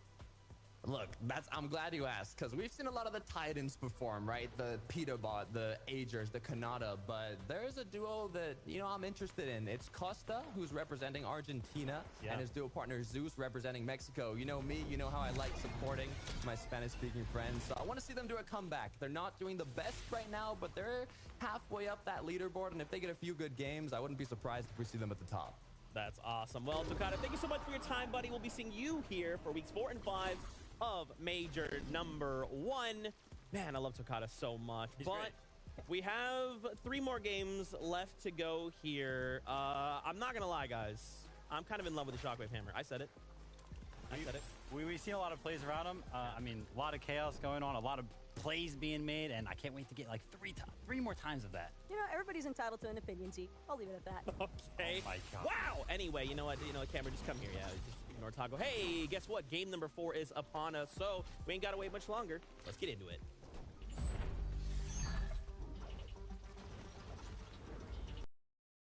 We are at the halfway point. 3 very, very entertaining games thus far, and 3 question marks to come, right? But what I can tell you about these question marks is that they will be very intense because so many of these teams now are looking very, very good going into the last 3. Yeah, there's a lot of threes going around, and for Bugha and Peterbot, they're trying to make it that 3rd victory royale on the day. Dude, I don't have to imagine. I think they have the best chances to make it happen. They kind of tossed away a team right out of the gate. They're no longer being contested, and now they can pick and choose. Do I want a 3rd party that or not? But luckily for us, we don't have to wait long to find out because game number 4 starts right now. Game number 4. Who will it be? We've just witnessed 2 victory royales from Bugha and Peterbot. Will it be the 3rd for them? Will Acorn and Cold finally win off spawn at Slappy Shores?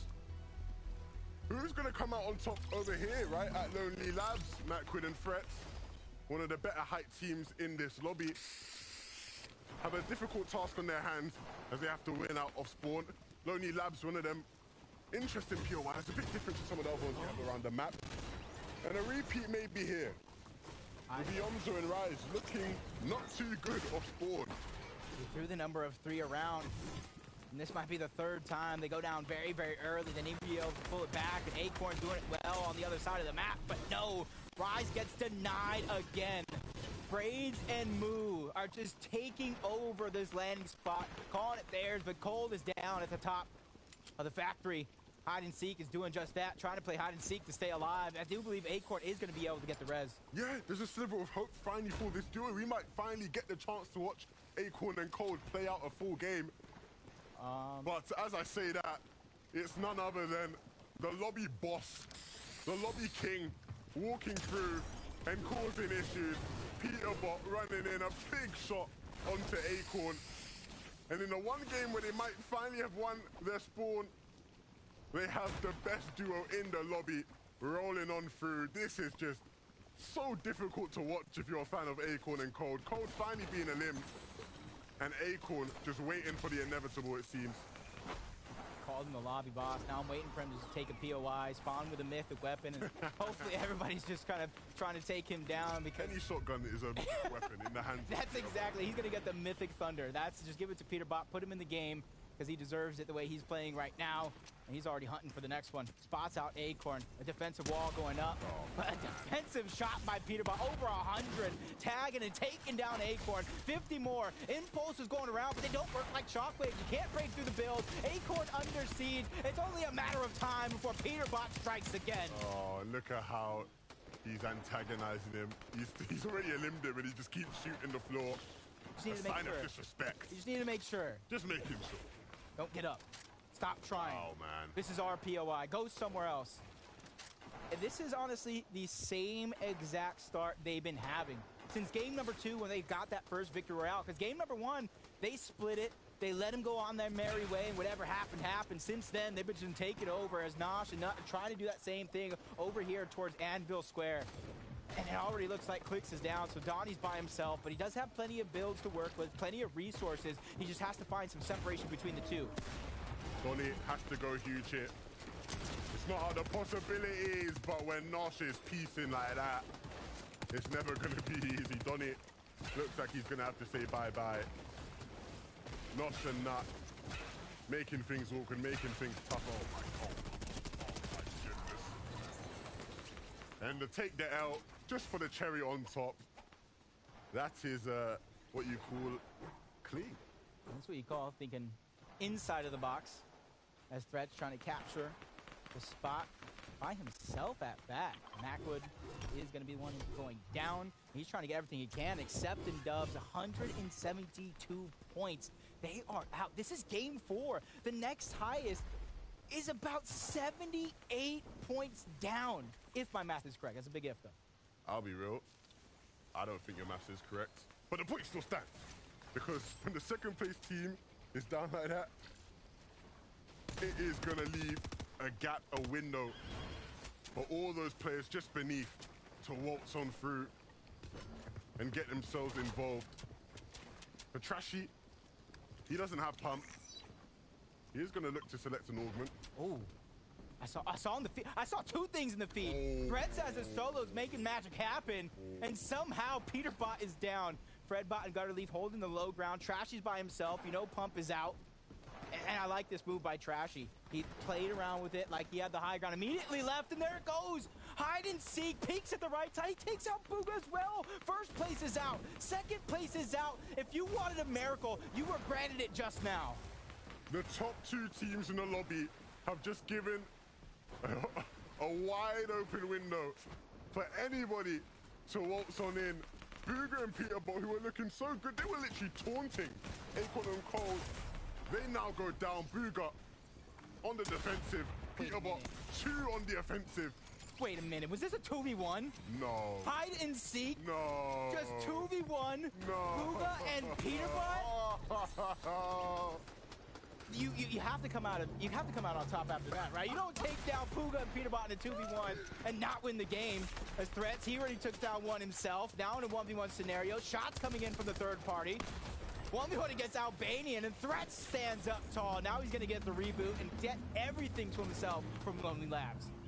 I'm still in awe of hide and seek. If I didn't see the replay, I wouldn't have believed it. What is he cooking? Let him cook. Just let him I'm gonna let him cook. We all gotta let him cook. Who's gonna stop him? He's taking out I'm not getting his pad. If he's taking out Peterbot and Booga 1v2, who is gonna stop him? You know what? If Trios goes around, I think I got my pick. If Trios goes around, I think I know who I'm gonna ask to try a trio with. Now Cooper's back. At first, second place is out. And guess who's now first place left in the lobby? Wow, I'm just in awe. I am just in awe. This is not the story that we were supposed to be telling. Coming into today, everybody was thinking, oh, it's gonna be either Peterbot and Booga, oh, it's gonna be Acorn or Cold. Nobody gave that team a chance of coming out of Slappy Shores, and yet they're doing it. And we'll see if they can continue to. Anyway, the game must go on. Nawson takes down Cooper in the feed. What is this madness? This is dreams and nightmares right before our very eyes as Tetra Zaboxy towards the low ground, playing cool, playing patient. You know, Bryce was right on top of them along with his duo. And then there's another team that they don't even know is there. Super high ground, ready to strike. Is hide and seek, now under pressure. Can he go back to back 2v1s? He gets tacked up from one side. The luck has finally ended. Lightning does not strike twice. Flo and Nawson take him down. I'm not an analyst anymore. I might as well not be, because I could not have predicted. There is nothing that would have prepared me to predict this happening here in game 4. Wow, okay, so this is a even more interesting game now. Yeah, sure, we got some top dogs down, but the stakes are even higher for everybody else below. For Canada and Aegis, a big opportunity to reclaim their spot. These guys were in first place at a certain point, and a couple bad games has meant they've dropped off a bit. But nevertheless, there will still be a chance. Jamper and Paper, of course, we'll be hoping. We've seen Paper a couple times now in these end games, solo clutching Jamper as well. Maybe if we can get a game with these two alive as a duo, then there'll be an opportunity for them to really start pushing the boundaries. Walkers and Vert sitting on 1-4-2 points. A big, big game for them if they could do it. You can already see it about... Okay, that's about 80 points. That's about 80. Trying to bridge that gap. Yeah. My math was a little bit shaky before, but after watching Booga and Peterbot and the downfall in this game, you gotta imagine what everybody's gotta be going through. Scott Script and John Valenzuela, you've seen them very, very early on in the previous games towards Shattered Slabs and these other POYs, and this time around, they don't have those early game eliminations, so they're gonna have to worry about Surge sooner rather than later. Yeah, TK and Pledge sitting in that top 10. Of course, they've got Peely's Plunder, they've got that Augmented, so if they follow the map and get that loot, they will be very prosperous after that.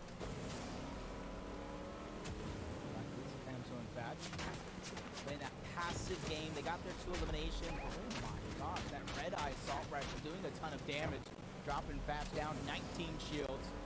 We're finally getting around that cover, using the natural terrain to block some of those shots, switching seats, teamwork, making the dream work between him and Pam, and that's where he's gonna be able to splash him back up. They see another fight going on in the distance, and this is where, as they continue to go around, they're now putting themselves on the slow side of zone, and the slowest at that. And the benefits of that, right, of course, is that gives them a bit more time as they rotate in, and there typically aren't going to be as many players lurking in this area right now. If they keep on moving towards the north, though, they will run into this fight eventually. Where Slacks and Illist are facing up against Mars and his duo. Slacks and Illist, 12th place that is left alive in the lobby right now. 76 points, with a lot of our top competitors going down early. We've already talked about it. Perfect chance for everybody really to catch up, along with Muzz, who has lost Legion yet again. Looking like a solo warrior here, trying to put on the shots, trying to get some damage. As a solo, it's very hard to gather that surge and then keep your identity as a solo hidden. Yeah, it's always going to be a tough task, right, for anybody in that situation. And especially when you have a teammate as good as Degen, you're always going to wish you have him by your side. Nevertheless, Muzz is very capable, but it is going to be very difficult. The thing is, though, now, we do have a switch-up Jacob. Mini Miner, he's a bit too busy for us now. He's big time. But instead, we've got our boy Vivid, who's going to be giving us some updates. So, Vivid, what have you got for us? Yeah, Mini is a busy man, but somebody else that's busy is Threats. He's actually in a 1v2 situation all spawn, but he prioritizes the capture point at the POI to make sure that he gets enough loot to make this 1v2 happen. And then right there on the back foot of that, hits the clean, heavy shotgun shot, which a lot of people forget about because it's overshadowed by that Thunder shotgun sometimes, but he makes it happen. Let's see if they can carry this momentum into the end game. That is huge for a player like Threats, to where he's been in some of the biggest stages. He's been in some of the biggest events of them all, and that's just building his confidence, saying, hey, I can do it yet again. And another team that needs to build up that confidence, and they've already done so right out of the gate. Over 500 above the damage threshold, Kanata and Agers. That allows them the comfortability to rotate and focus on where they want to go in towards zone while trading off of the shots, building up that Storm Surge total even more. Really impressive stuff. all across the board. Oh my goodness, Walker. Okay. It's a shame that Vert's not up in this game because this duo has been very good. And of course, we talked about how they have a chance to, you know, start bridging that gap. The chance is lessened with Walker's just being a solo. But never count him out, especially if you can hit shots like that. He needed to hit it though, right? Barely above that threshold. But it's a shame because this would have been the best game for them to both be up as a duo, doing what they've been doing all day long. 138 points for Rokane and Joji. This was a brilliant switch up by them because during the last Elite Cup, they were just not having their best day. They were getting taken down early, third-partied. It took them to about like the third or fourth game to even get on the board in terms of points. And now look at them. A total 180, 138 points, top of the leaderboard at that. Now they just need to remain consistent, just like Threats and Macwood getting that second chance. You saw Vivid breaking down. Macwood is back. He has to thank Threats for that. So everything here is bonus because look at that, 632 because of that 2v1. Yeah, huge, huge plays from Threats. And that's exactly what you can expect him to do. A spectacular player when he's in his mood. And clearly in that mood today. I do want to see them get back to playing up on height in these end games. So that's where I like to see them. That's where they're most comfortable. That's where they're most effective. Edgy taking a chunk to his effective HP. Does have some minis and chug splashes though. Jock and Qual. A lot of these teams finally making it out of the gate this time around. And that's the thing. You know as well as I do. As long as you can make it that mid to that end game, you can start to pick up, stack together those points. Okus and Noxy, 108. They got the Shockwave Hammer. They have height. They have the survey of the land, gathering that information, figure out what is that perfect rotate going to be. And honestly, because of where they're at, they can wait to that last possible moment, Shockwave Hammer to the center of the zone, and not have to worry about much. Just like John Valenzuela and Subscript.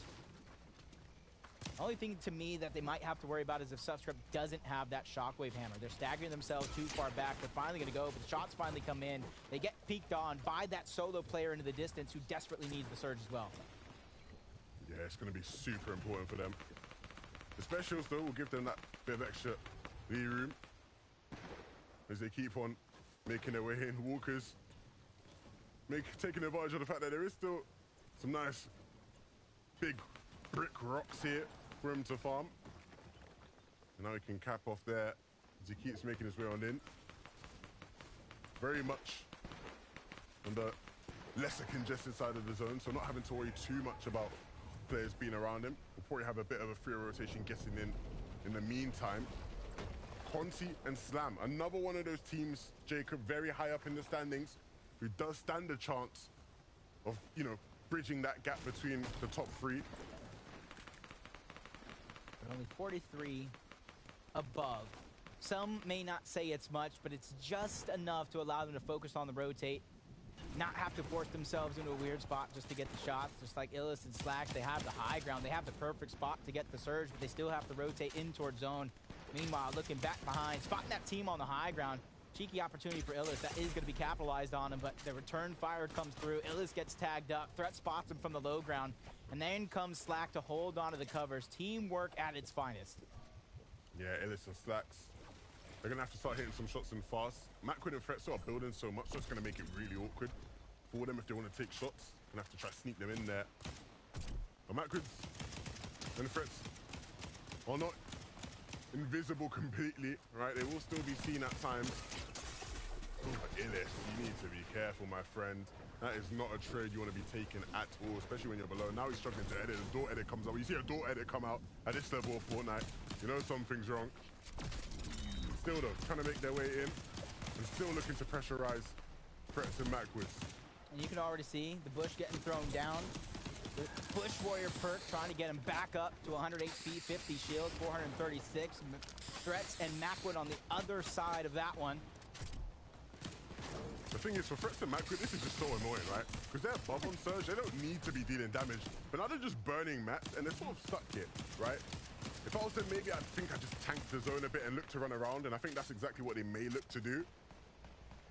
Because right now, Illis and Slacks are just causing issues.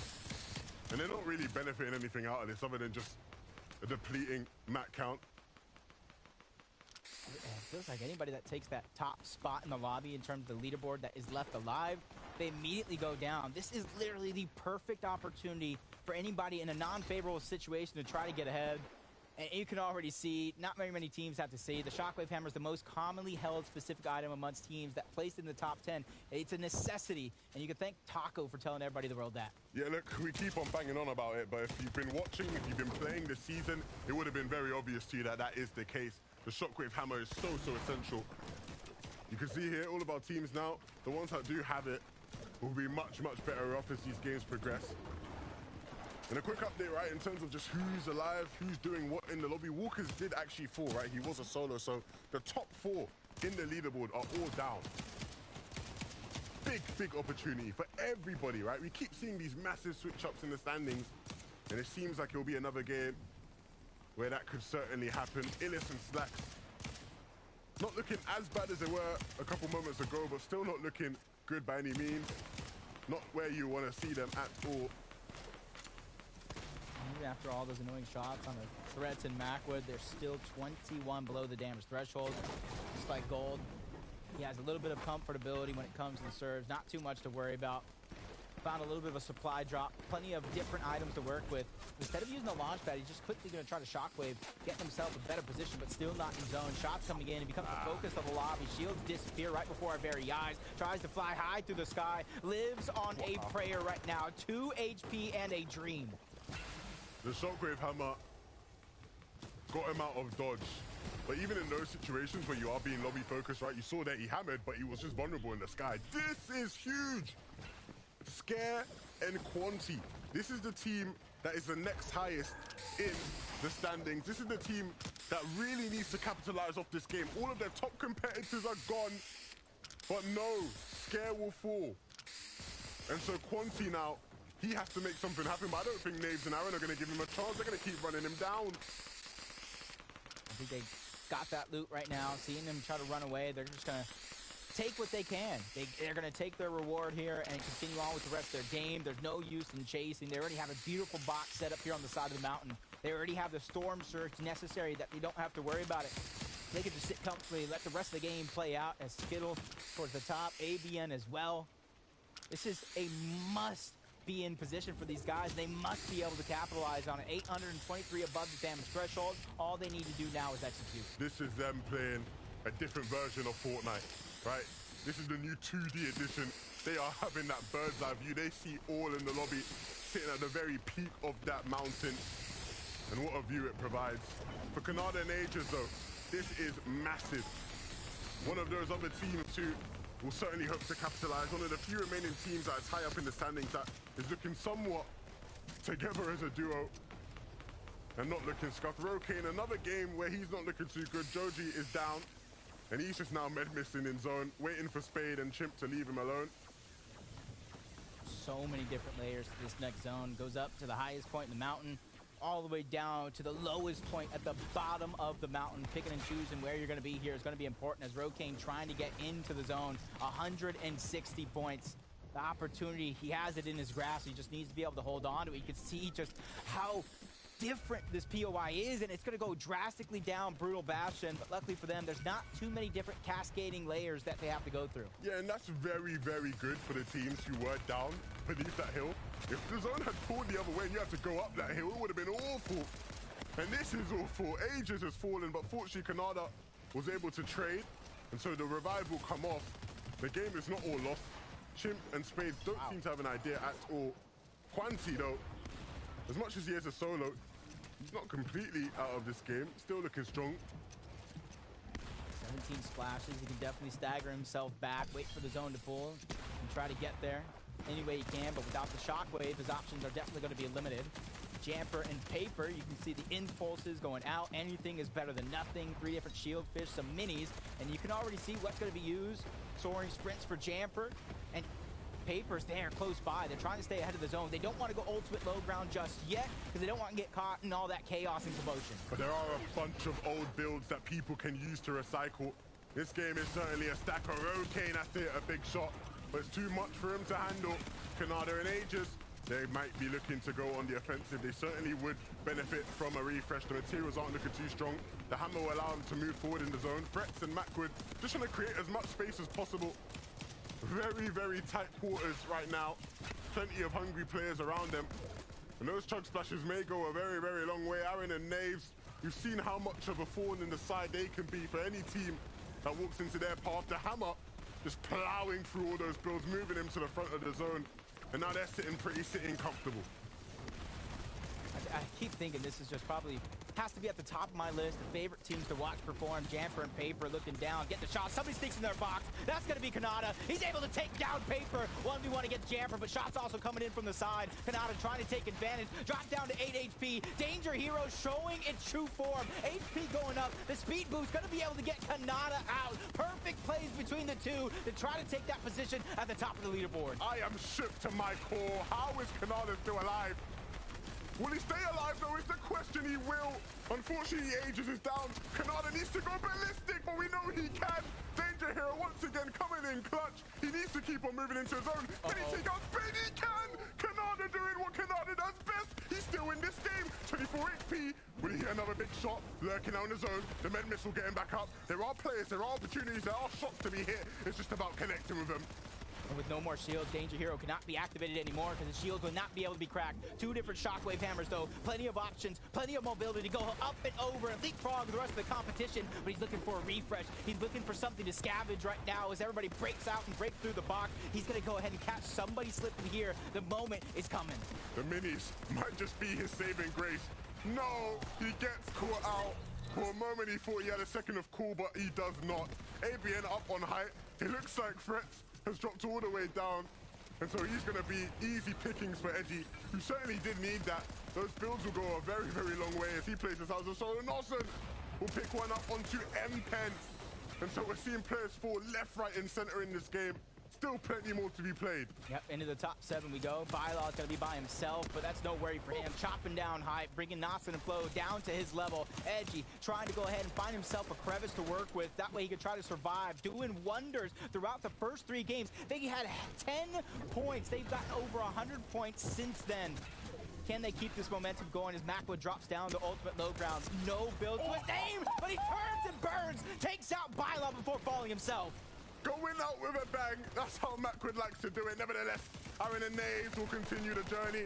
You can see up above, height, really not having many issues here. But everybody's struggling down below. Players in your face. You gotta hit a big shot. You gotta come in clutch. And unfortunately, some players just can't hack it. The gap continues to close between everybody on the leaderboard. Low ground, Nas and Flo, Edgy by himself. Him and Miro trying to go ahead, but Warrior takes him down. Warrior and ABN versus Nasen and Flo. 2v2 for the game. Who is going to connect with the big shot? Both teams somewhat evenly matched, but the zone is not in their favor at all. It's going to pull upwards. And so Nasen, they need to try to chop them out. They need to do something big because if ABN and Warrior just hold on, you certainly think they could win this game. It is going to go just around. So both teams gonna have a moment where they can just stay cool, not gonna fight each other. Just stay cool, breathe, take a moment. That's a blessing in disguise because down low, I do believe I saw a ton of builds, a ton of resources to work with. And if they can make it over, they could probably zip line up. The options are theirs right now, and this one is going to take some time to settle. It's going to allow for Warrior and ABN to get any bit of resources up there, but it looks like they're almost fleshed out. There's barely anything to work with. They need to get down, though. They don't have the mats, and so a hammer to push themselves into the zone. They now need to make sure they glide their way back on in. Can they hit the big shots necessary? I think the Flow realizes, though, that they are just above, and so not going to be able to do it. A trade, though, and so ABN now in a 1v1 against Nasen, who will come out on top. Nasen has the med kit, and I think he's going to go for it now. He's just going to hold on. I don't think ABN realizes he's going for the heal off. He's trying to weigh it on out. I don't know what heals he has, though, and so it looks like Nasen might get the med kit off and just win out the whole thing, but will he be able to? ABN's still going. He's not taking damage to the storm. He's not getting ticked off at all, and so Nasen, unless he finds some sort of heals now, it's not going to happen. Are they going to collide? Who's it going to be? ABN dropping down, trying to use the hammer. Will he hit the shot? He connects, but not enough. They need to connect now. He needs to push on through. He needs to hit it. Time is ticking. No, ABN will fall. Nasen was just a moment away from being taken out as well, but just able to hold on. The medkit play was huge, Jacob. That was executed to perfection. Take a picture, because I don't think you'll see something like that in a very long time. They're separated due to the natural terrain. And you think it's all over, high ground versus low, but the perfect med kit and then the 2 different med myths. Nasen had this one in the bag. Wow. The medkit play, nerves of steel to hold on, right? Because if ABN had peaked, he was a sitting duck. Nevertheless, holding on, Nossen and Flo will take game 4. But let's continue on with the story. From the beginning of the game till now, all of our top competitors going down and out, eliminated. That tosses the leaderboard into chaos. Yeah, we honestly can't keep track of it. How could we possibly? So we're going to send it to the analysts. They're going to break it all down. Thank you guys so much. Man, game number 4, the story of the top 3 going down means everyone else has breathing room. And my, oh my, quite the shakeup. Really quickly, let me introduce Mini Miner and, of course, our very special guest, Jenny Smiles. Welcome. It's great to have you guys here. Thank Man, you. that game was wild. That was absolutely an insane game. To see the top 3 teams go down before the first zone is absolutely crazy. Hide and seek coming in there and eliminating Booga and Peterbot. Mind-blowing. Yeah, it was absolutely crazy. But of course, that opened the door for some of our teams that were a little bit lower down. Canada and Aegis coming into this game. They were in 6th place, and they had a really, really solid game, but unfortunately couldn't quite make it right there to the end. Zeke, solid performance, though, from these guys. And again, you know, Aegis and Canal had amazing Storm Surge previously, so going into this, they're really comfortable endgame. It just looked like they were going to be fine. And Kanata did stay alive for a lot longer than we even expected as a solo player in endgame. Yeah, and it's one of those things. We talk so often about Aegis' solo clutches. We've seen it throughout the Elite Cups, throughout the qualifiers this season, even previous seasons. We've seen Aegis clutching up, but now it's time for Kanata to take the step and take the plate for the solo clutches. He did it incredibly here. And even Zeke, the danger hero augment coming in clutch. Yes. That is true. I was going to pinpoint on the amount of eliminations he was able to get in the confidence he just had as a solo player is crazy. I love it. Oh, there he is. I love it. Yeah, he's got to feel really great because, again, you don't have to get a victory out. You're just looking for consistency, right? And by himself, he does put up those numbers. We relook at our standings. Remember, we only have 2 games left here in week number 1. For Peterbot and Booga, they're looking pretty good, right? All things considered, even falling early, they had enough of a buffer that they're still looking good. Oh, yeah. Peterbot did an amazing job off spawn for sure. It was just unfortunate, you know, hide and seek. Yeah. I don't want to say he got lucky, but I mean, a 2v1 and just completely eliminating one of, I would say, the top teams right now is crazy. Yeah, it is. And we saw the confidence from Peterbot as we expected, but we almost saw a little bit of overconfidence, right? When Hide and Seek took out Booga and Peterbot, we saw Booga and Peterbot get a little bit too greedy for that elimination, and they ended up sort of just jumping in the box one by one. And when that happens, you isolate each player, and of course, Hide and Seek can just take them both out. Not the greatest game for them, but they're still on top. I'm sure they'll be fine. And I think another big thing to point out here is Floe and Nasen, right? Jumping up to 20 place, it's absolutely insane. And of course, for Warrior here in ABN, you just need one good game, right? These games and the way the point system works, it's very fluid. And a lot of these duos, when they saw the top 3 go down, they're like, oh, wow, the game is wide open.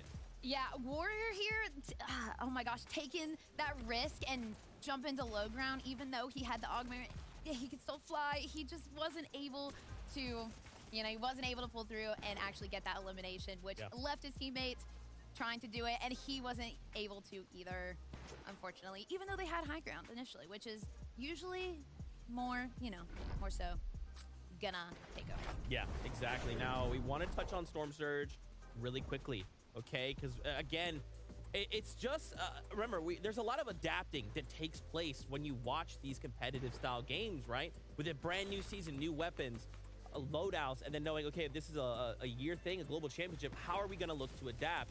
And so how is this all happening? Yeah, so you have Joji taking a little bit of height, you know, just, I mean, I wouldn't say like height necessarily, but, you know, a little bit of an angle here with his build, and then you have his teammate below with using Bush Warrior, so he can still hold health, but getting different angles below, so they were able to get a little tag before Storm Surge. Yeah, it's a really great point because, of course, they're able to use the natural elevation that these sort of snowy areas have, right? We have so many of these little sort of mountains, even hills in this area that just give them that elevation, and they were able to use the sort of ravines that the players were sort of ravining through, you know, they're sort of rotating through there, and they're just getting funneled right into Joji and Rokane, and they're just like, you know what, we'll just take this. Tag, tag, tag. There you go. Easy Storm Surge for them. It was like a farm. It was great. Yeah, I'm telling you, I'm just enjoying all of the action here coming out of the competition. This is just week 1. Just think, like, there's still so much time for these players to develop their skill set, to develop the way we are going to look at the meta in the coming weeks. So I'm really looking forward to seeing how all that transpires. With 2 games left, is there anything you guys are looking forward to seeing? I'm just looking forward to seeing these players compete because they are this good. So I want to just get pumped up, and I want to see some of those top players perform like we know they can. Yeah. Will Booger and Peaceball hold on? Will Canada and Aegis catch up? We'll have to wait and see, Zeke. Bro, they can't make that mistake again, right? They just can't. But we're getting word it is game time. With 2 games left, who will be at the top after week number 1? Let's find out.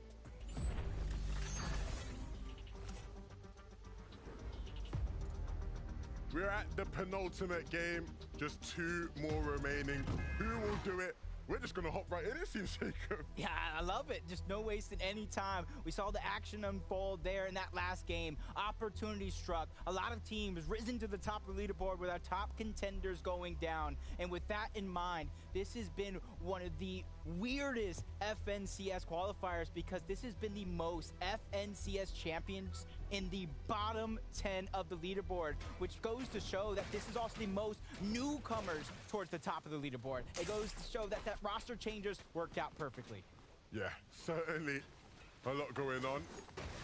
And the continuation of some of the stories we've been following throughout the day. Yomzo and Rise, this time we're tuning in and one of them isn't down, which is a good start, but we'll see if they can win this fight. It's not been the best of days for them. They started off so hot and then cooled off very, very fast and have stayed cool, ice cold, if anything, for the past 3 games. But a chance now maybe to get back in this one. Something we don't see very often. Falcon Scout being used to try to figure out where exactly these players are. Probably getting the scan. Much longer battle this time around than the last one, but you got to kick note. That 109 points came in game number 1. One swift effort. They could do it again. If they imagine back-to-back victory royales, just like Booga and Peterbot in the final 2 games, they could be within reach. Yeah, if I know Yomzo, which I do, I know that he will be very, very ready to go out and just win the game. If they can just, beat this one hurdle they've been tripping over the past 3 games, it would not surprise me at all. It would be the perfect story, wouldn't it? For them to just finally win off spawn and then go out and win a game. Falcon Scouts versus Falcon Scouts. Hey, this could be that recipe right now, because all they need, you know as well as I do, whether they're getting the eliminations and the surge right out of the gate or just taking a while, playing that long, slow game plan. The Yomzo and Rise have the ability, they have the attributes to play any style of game that they do want. And you can see Rise from Excalibur Rifle back to the Falcon Scout, trying to scan, make sure he knows where his opponent's at every step of the way, because him and Yomzo right now, that little bit of separation might just be enough. Using it now to actually go about and figure out where exactly they are as Yomzo sits above here. And now they figured it out. What a shot. The heavy is perfect for those kind of situations. That angle lined up perfectly. And now, maybe looking to go on the hunt. Moo is incredibly low. They need to keep on putting on that pressure. It doesn't seem like Moo is ready for it by any means. Another scan going out. Rise just using that one actually pretty well. Thinking outside of the box, a little bit of an unorthodox strategy. Probably showing everybody how to really utilize some of these new items here in the game. Splash and making sure him and Yomzo has tip-top shape here, ready for the next fight, the one that's inevitable, but the team sneaking up slowly but surely, trying to third-party this mix, and this is their opportunity too, depending on where you're on the leaderboard. Claps and Xenos might be down. They might need these elimination points just as well as Yomzo and Rise. Yeah, they're going to just sit there and wait, right? When they start to hear both of these 2 teams fighting, that will be the trigger for them to push in. And if they can capitalize, it certainly will be great. I love this though. This is exactly what you want to see the Falcon Scout doing. Using it to just, deliver you some nice little materials, or whether it be loot, and bringing that shotgun there, they definitely would need that ammo. And then upgrading the heavy shotgun is never too bad.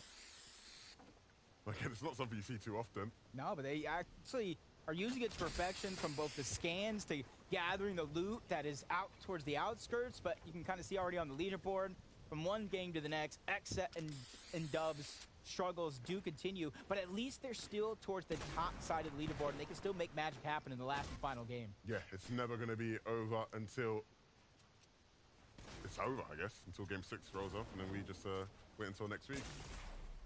I want to wait till next week. Want to go again and again and again. Well, fortunately, there will be EU tomorrow, so be sure to check in for that. As this game continues, you can see Baila picking up Aaron now. That's going to be a big elimination, but we can't see everything. We already said that. We got pieces here and there, but we use these replays of Pamsu and Fast to try to put together this puzzle. And there goes Dubs. He's out. Accept is out as well. Pamsu and Fatch, 118 points to really start this game off. And they started against one of the best. And Clicks and Donnie doing the same thing. Aggression right out of the gate, trying to put that pressure on to Polarize. Taken away piece by piece. He's trying to get out. Shockwave Hammer is going to allow him to escape with just a sliver of HP.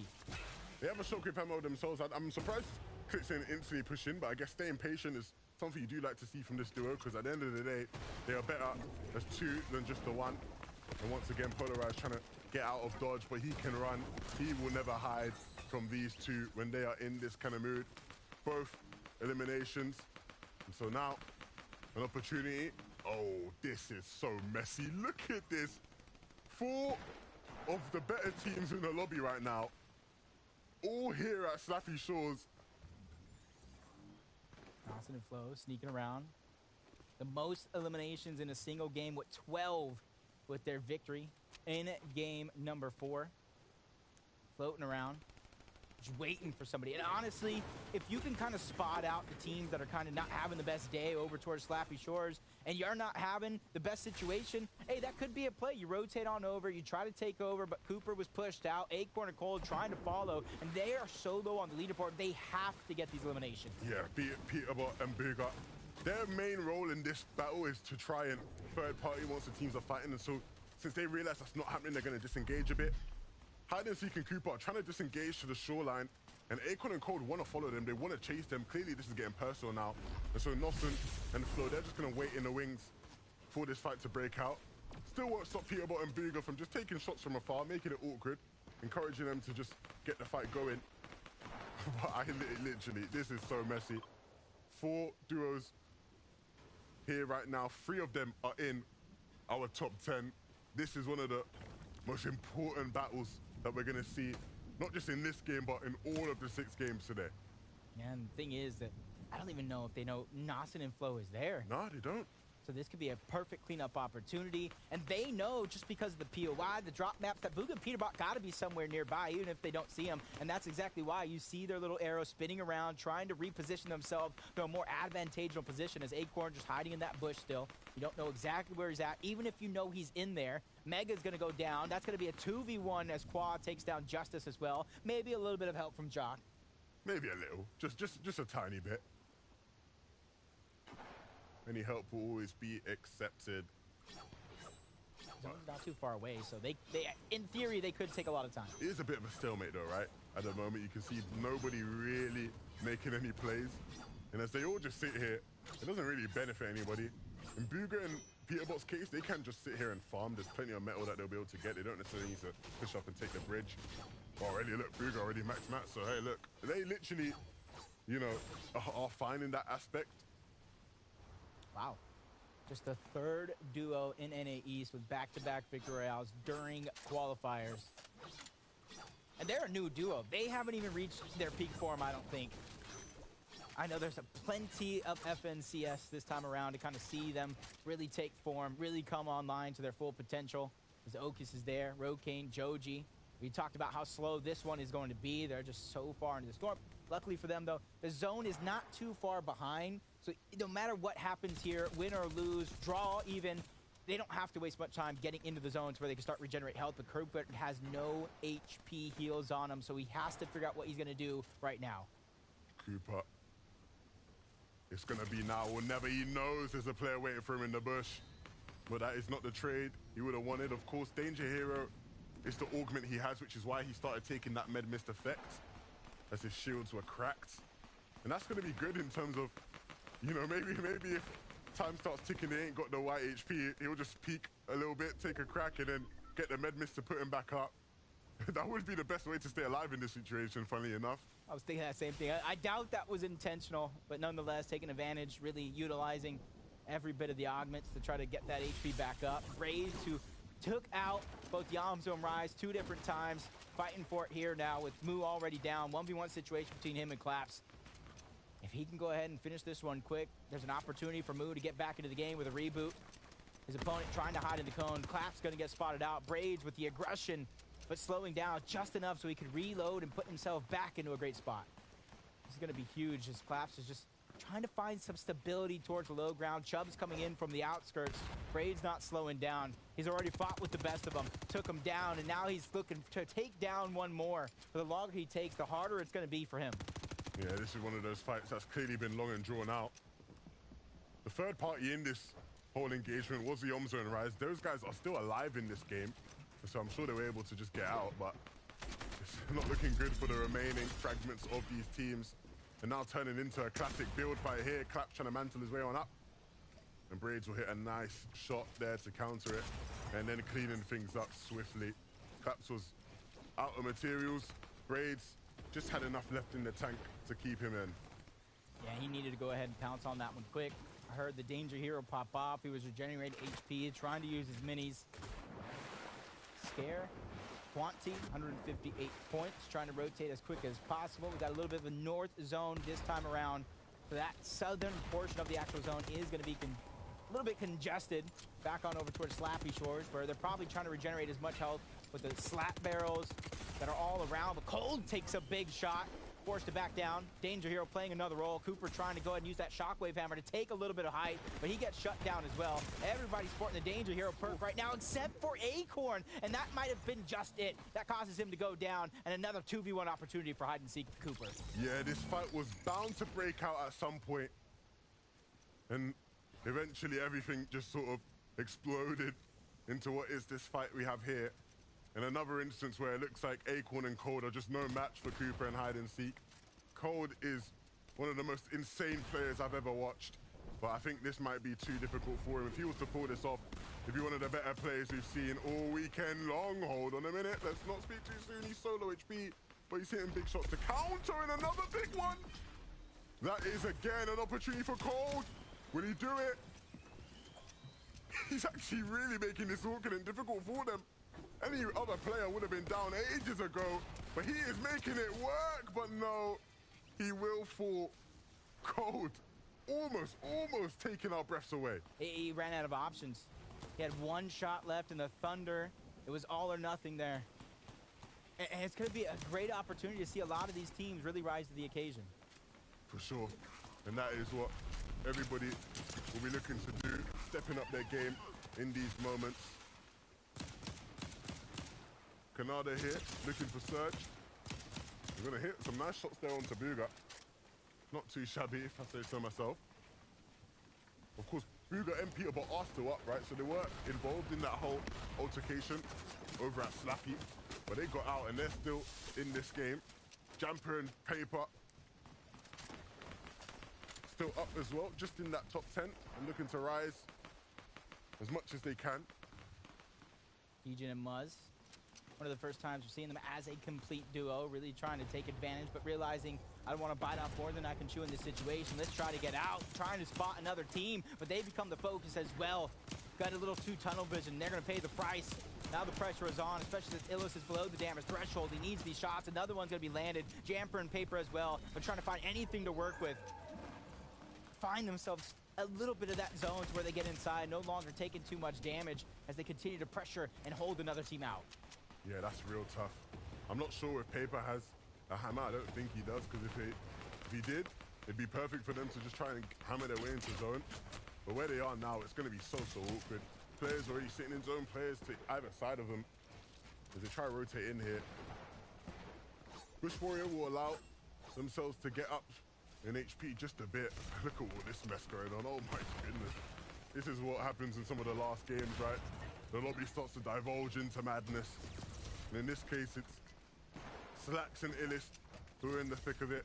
Slacks can't hack it with Pump and Trashy on his case. And they'll clean things up here. Just for a moment as they take out Degen. Illis still lurking. One fight to the next, not giving up. And they need this. They were down below at one point or another. Trashy and Pump, almost 1,000 basically at that point. Before it went away, they were about 900. You got to imagine just a little bit more. Topped them up and over. Booga and Peterbot trying to come out with revenge here in this next game. Going down very early on in that last 2v1 from hide and seek.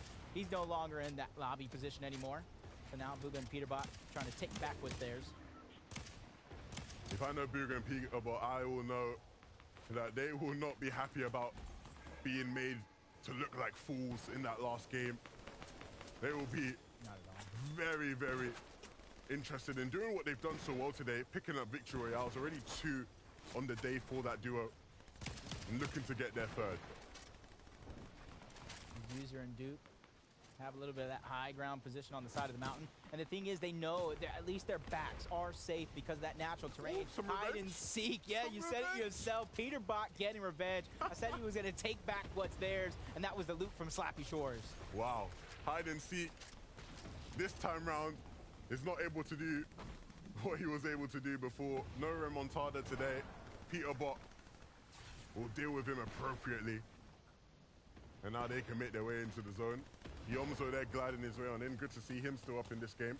Canada and Aegis though, positioned incredibly well. Not able to connect to shots, which is something we don't say about them too often. You see Canada's clearly locked in, but just about missing. This is looking like it could be one scary end game.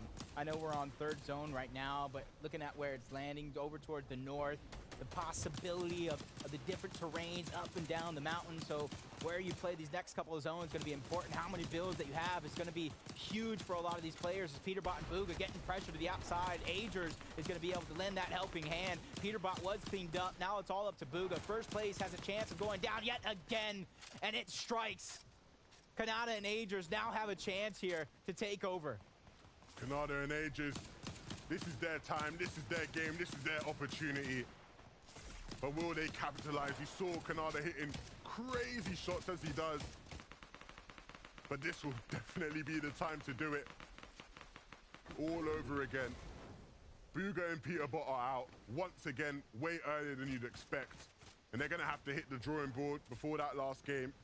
Rokane and Joji have been super impressive, playing this game out very methodically. And now they find themselves in a good position. Rokane almost getting caught out there for a second. And I'm sure now he'll be much... Wow. What a find. Now you see why Rapid is trying to hold on to that spot, not let them get the loot. Even if he can't hold it himself, you still don't want to let that go around to the rest of the lobby. And look, the implications of that find for Rokane and Joji to just pick up 2 hammers there, that is game-changing. These guys are now major, major players in this lobby. A blessing from the Fortnite gods, it seems. Especially since I was talking about where the zone's going to end. This one is definitely going to be a roller coaster of emotions and literally a roller coaster up and down the different terrains. So where you really do position yourself, how many mats, all that's going to be important, including the damage for Storm Surge, 121 below the threshold, but instantly popping themselves back up. You got to imagine somebody probably going down, only 20, not too much to worry about, just like Edgy and Miro, not too much to worry about, getting height, getting themselves a great position. So no matter they're this one pools, they can survey, they can look, gather all the information before they make their next move. And the move it is, he'll have to make. Clicks, still in this one.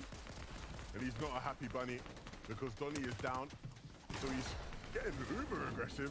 And understandably, he's actually going to just try to get in here, dodging the window, picking up the wall himself and opening it up. Clicks looking like his best self. A very, very cheeky elimination. And he'll be able to hammer himself out, dropping down as well. He could have picked up the loot, but looking to just focus on getting to zone. And I see why. There are so many players in this area. It's going to be tough for him if he doesn't. Unfortunate, not able to really grab any of that loot for all of his efforts. Plenty of damage when it comes to Storm Surge staying above. But hot on his heels, it's going to be Kanata and Agers. They know when somebody's a solo, you got to strike while the iron's hot before the rest of the lobby gets to him as well. Clicks taking shots from all of the directions. He comes to focus of the lobby, trying to hold on to his walls. That's not going to stop 2 of the most aggressive players in the game. But Clicks doing a good job of fighting back, not going down just yet, even taking down the shields of Kanata. Clicks is one of the only players in the world that can escape a box-to-box situation like that from Kanata. Almost any other player in this lobby, you would have expected them to be right back to the home screen. But nevertheless, Clicks gets out somehow, and he's still in this one. What a moment for Clicks. Just one build left, though. So let's say having to expend so many mats, so many resources. Last charge onto the shockwave, but he gets another one. Ooh, man, though, did that help him so much? Because now he's on the slower side of zone for now, but the shockwaves are coming in. The duo's closing the gap. anything that he can find now could be a huge success, depending on what augments he actually has. He's going to try farm here, and that's probably the best play because he needs something to protect himself with. And if he keeps going north, there's not going to be many people really that can have their eyes on him. But I am... Oh, no, Empen following. So he has to keep track of the guy just behind him. But Click still being alive in this game is a big, big shock to me for sure. And depending on whether or not Empen's actually a solo, I can see a world where that low, that separated from everybody else, that could be an opportunity for Clicks to take in a 1v1 situation with a much-needed refresh.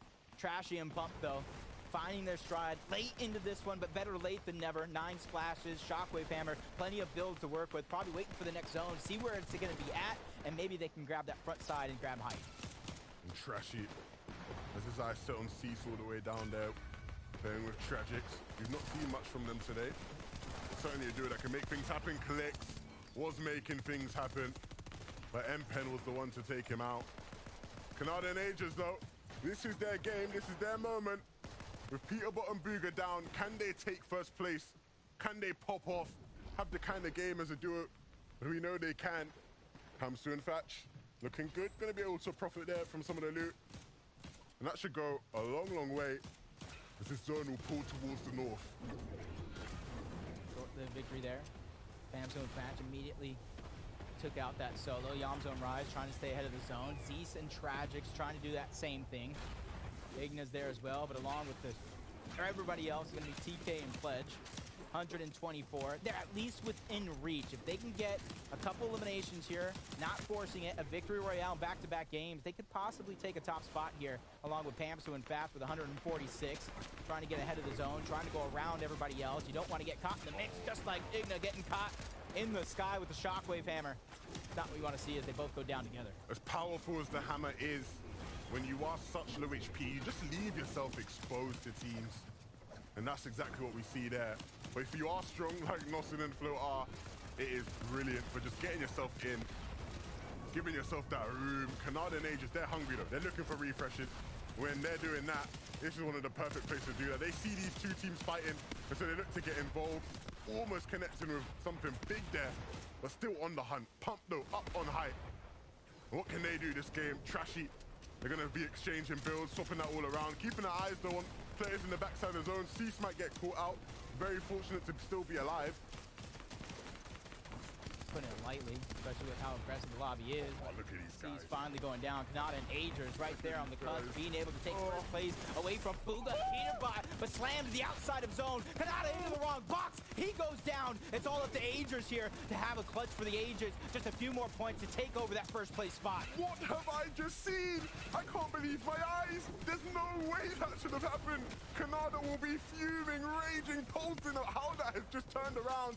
Everything was looking so perfect, so brilliant. The hammer shockwaves him right into the wrong box. The game must go on though. Aegis has to try and fight, and that's exactly what he'll do. He'll pick up TK, and I'm sure he'll look to do much more than just that. Needs to hit something though. In the backside of the zone as a solo without many mats, it's always a vulnerable position. Nosson will fall, and so players left, right, and center struggling here, it seems. That's User and Duke towards the low ground. 4 eliminations, but Duke taking too much damage. He gets chopped down. Zone pulling back. Wow. They can reuse their same builds, not having a shockwave just yet, buying themselves more time. User trying to get to the front side of zone. Only a few builds to work with, trying to look back. He can find anything but rises down. That knows that Yamzo is now a solo, trying to come up big. But if there's anybody I want my team as a solo, it's definitely Yamzo. Aegis is doing a brilliant job right now, though. As a solo, he's picked up all the limbs. We've been talking so much about Canada's brilliance today, but right now it's Aegis carrying the team on his back and looking to keep it moving. You can see the players are running out of mats, and when you run out of mats, there's only one way for you to go. That's back to the lobby. Aegis, another one. A huge find for Aegis. Trying to break through the covers. No real builds to work with. Danger Hero getting his HP up.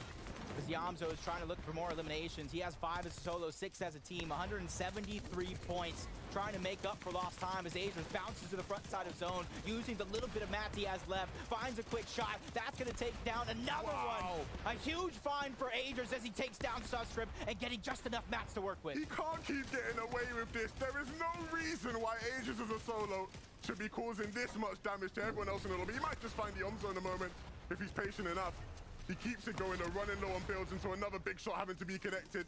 Thatch might be on the receiving end of that. Will he be? No, Aegis finally falls. Thatch though, keeping it going.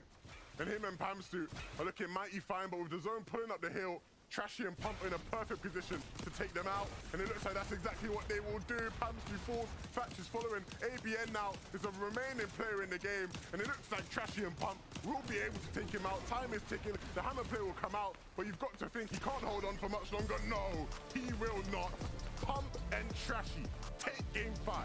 You have so many teams that took that 5th game as an opportunity to kind of make up for that lost time. Yamzo and Rise, and then Trashy and Pump. A huge amount of eliminations, a huge amount of aggression paying off for them to take that game and put themselves in position to get as many series points as possible. I think when you look at the way the games have played out today, Jacob, I don't think there's a team that might have had an easier win. These guys were chilling, big chilling up on height.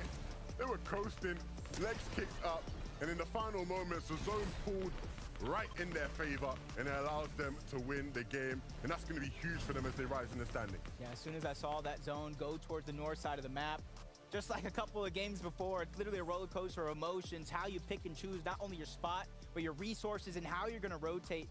Truly dictated how that game ended. And Trashy and Rise, they stayed at the top of the mountain through and through, were able to kind of recycle a lot of the resources to claim that top spot. Hey, look, big game for Trashy and Pump there, but as we get ready for game 6, a big one, a lot on the line, we're going to send it to the analysts to get us ready. Game number 5 was a nail biter. The games do not ever disappoint here in NA East. We are happy to be back with y'all and seeing some amazing gameplay.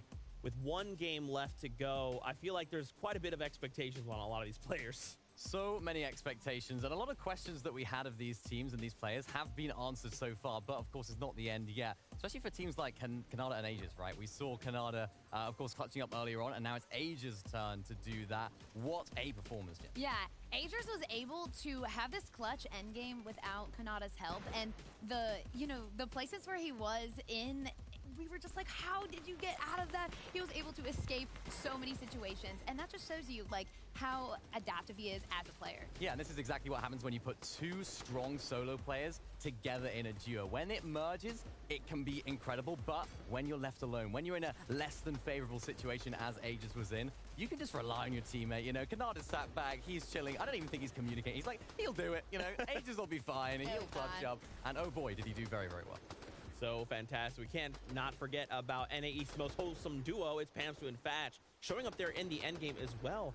I mean, that's what I'm kind of enjoying seeing out of just week 1. We're seeing so many, like a variety of names, a variety of duos kind of show up and say, yeah, you're going to be seeing our names for a while now. Yeah, and Pamstu and Thatch, a little interesting story about Pamstu and Thatch. Of course, they actually split because Thatch had a bit of an injury, and this is actually their first event back. They actually qualified straight back into the FNCS Major 1 here, and oh boy, are they putting on a show. This is a North Zone as well, Jenny. We've seen a lot of them today. Yes, we actually have seen quite a few North Zones pulled and in the snow as well, which is, for the low ground players, can definitely be very challenging. And those the players that land south, you know, having to make that, you know, that run through all the terrain up to the zone. It's just crazy. It is absolutely difficult indeed. Here is our leaderboard. So a thing to note here, this is a cumulative thing, okay? So for the next 3 weeks, we're playing a bunch of games, all right? And then after week number 3, we're looking to take our top 40 duos across a cumulative leaderboard into week 5. Everyone else, we're going to Surge Week to get that final 10. Aegis and Kanata, though, currently leading the pack. And here's what I kind of like love about looking at the standings, and we can kind of see how players are kind of moving up and down the leaderboard. You look 6th through 8th, right? Look at these massive jumps. Right now, no one is safe, and we're looking to play for total number of series points. And I feel like this is a pretty strong showing, but with one game left, no one is like, you can't make a mistake right now. Not here. No, and that's shown. Peterbot and Booga, they were in a prime position at the beginning of the day today. They've just let it slip a little bit. We saw them there going down. They got a little bit of revenge on Seek, but it wasn't quite enough. They had so much time spent inside of the fight, inside of the Slappy Shores area, that by the time they got to rotate, they were late. Everyone else was already pitched up, ready to go. And unfortunately for them, it didn't quite work out. Yeah, it definitely didn't. In that Slap area last game, too, you had a lot of top players, and it was scary there for a second. I definitely thought there was going to be some eliminations from the top players we were going to see taken out, but you know, they made those slight rotates and they were able to maneuver their way out. Yeah, a lot of there's been quite a bit of dynamic action. We actually have a player reaction here from this game.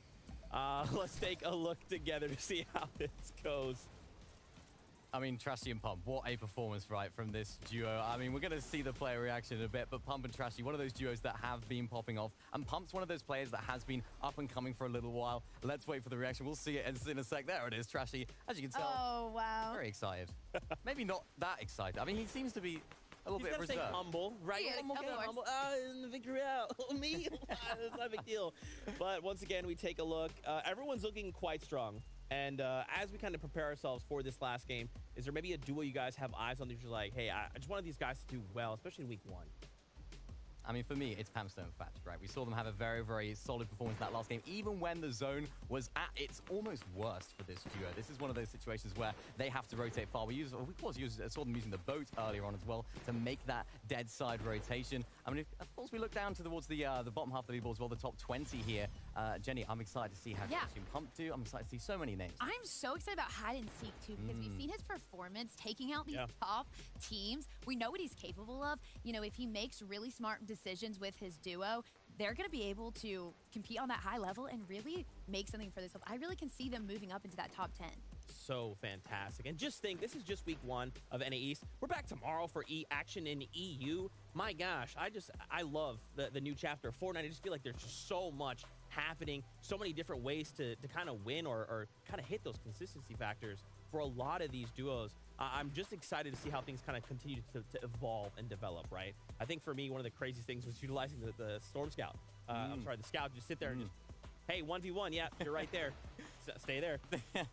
I saw that. No, we did, didn't we? With Yomzo and Rise at the beginning, using that Storm Scout or the Scout, Falcon Scout, sorry. Yeah, that one. Again, that's the one. I forgot the name too. But yeah, the Falcon Scout to scout off spawn, doing very, very well. Yeah, absolutely. It's interesting because they only hold it at the beginning. You don't really see people holding it during endgame, but it's definitely such a great one at the beginning. Absolutely. Well, ladies and gentlemen, Fortnite fam, it's that time. Game number 6 here in NA East. Let's do it.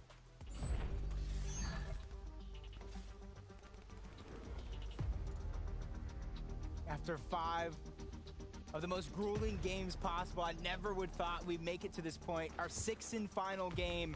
And thanks to all of our up-and-coming teams taking down our top competitors very, very early on in some of those games, we're in for a doozy. Yeah, it's going to be a fun final game. It's been an incredible watch so far, and so I'm sure the players will not disappoint as we hop off the battle bus one more time for today. Who will it be to come out on top? Throughout the day, we've seen different teams at different points in the games thriving, surviving. Canada and Aegis currently hold first place. Will they be able to hold on? That will be the question. Will Peterbot and Booga finally come back into the fray? Almost a mini choke here we've seen. They were holding onto it. They were looking so good. Everything's falling apart. And who will win their off-spawn battles? Of course, we've seen Dubs and Accept go down early a couple times, and that's why they've fallen in the standings, Jacob. This is huge. This is huge, Pam. So they're already getting one on an Accept. 1v2 situation. Dubs is down. The French-Canadian duo rises to the top here in our 6th game. A hot start for them, but an even better start for Yomzo and Rise after a bad couple of mid-games. They're making up for it in game number 5 and starting off big in game 6. And considering how tough of a run they had in terms of going down the spawn a couple times, to see them still thriving, still pushing in that top 10, I'm super, super excited about the prospect of this team over the course of this major. And they've already picked up one. And it looks like they're going to do another. Hey, look, Jacob. I asked earlier in the day, what is Braids cooking? It don't look like he's cooking nothing right now. Hold on. Let him cook. Let him cook. He just popped a big pot. We've seen him take down 2v1 situation before. Flying through the sky. Whizzing pass. Getting the first one knocked on the Yomzo. Siphon's going to be necessary. 21 HP, but Rise takes him down and saves the day. Braids almost made me eat my words. I'll put my hands up. I was too quick to call it. But nevertheless, Yomzo and Rise will pull through. And that is definitely how they would have wanted to end the day, winning that battle. TK, though, will be taken out, and so it's going to be Suscript and John, who once again have a chance to keep it moving in the standings. They've been a team that have been very, very impressive so far today. Another one of those impressive teams. First place right now. And I really think it was that momentum from yesterday, knowing that their backs were up against the wall. Danger of not even qualifying to this point. They go ahead and take it in stride as Macwood and Threats try to do the same thing, but Threats is finally knocked yet again. It's up to Macwood to try to make something happen. Splash has plenty to work with. We saw Macwood and Threats in a similar situation, but when it was Threats alive, he had a big solo clutch, right? And so now it's up to Macwood to do the same. Can't do it. You see him sneaking around towards the low ground. They don't even know where the knock is at, and if they could be out of reach, they might not get the indicator of the revive going off. But Specs closing the gap, dropping down low. The inevitable is about to happen. The clash between these two teams. The lone soldier of Macwood takes a shot from the side, trying to go ahead and come back from nothing, but he goes down altogether. Their run has come to an end. End of the day for Macwood and Threats. We've seen their highs, we've seen their lows. And unfortunately today, a couple more lows than highs. And so back to the drawing board. We'll see you next week, hopefully.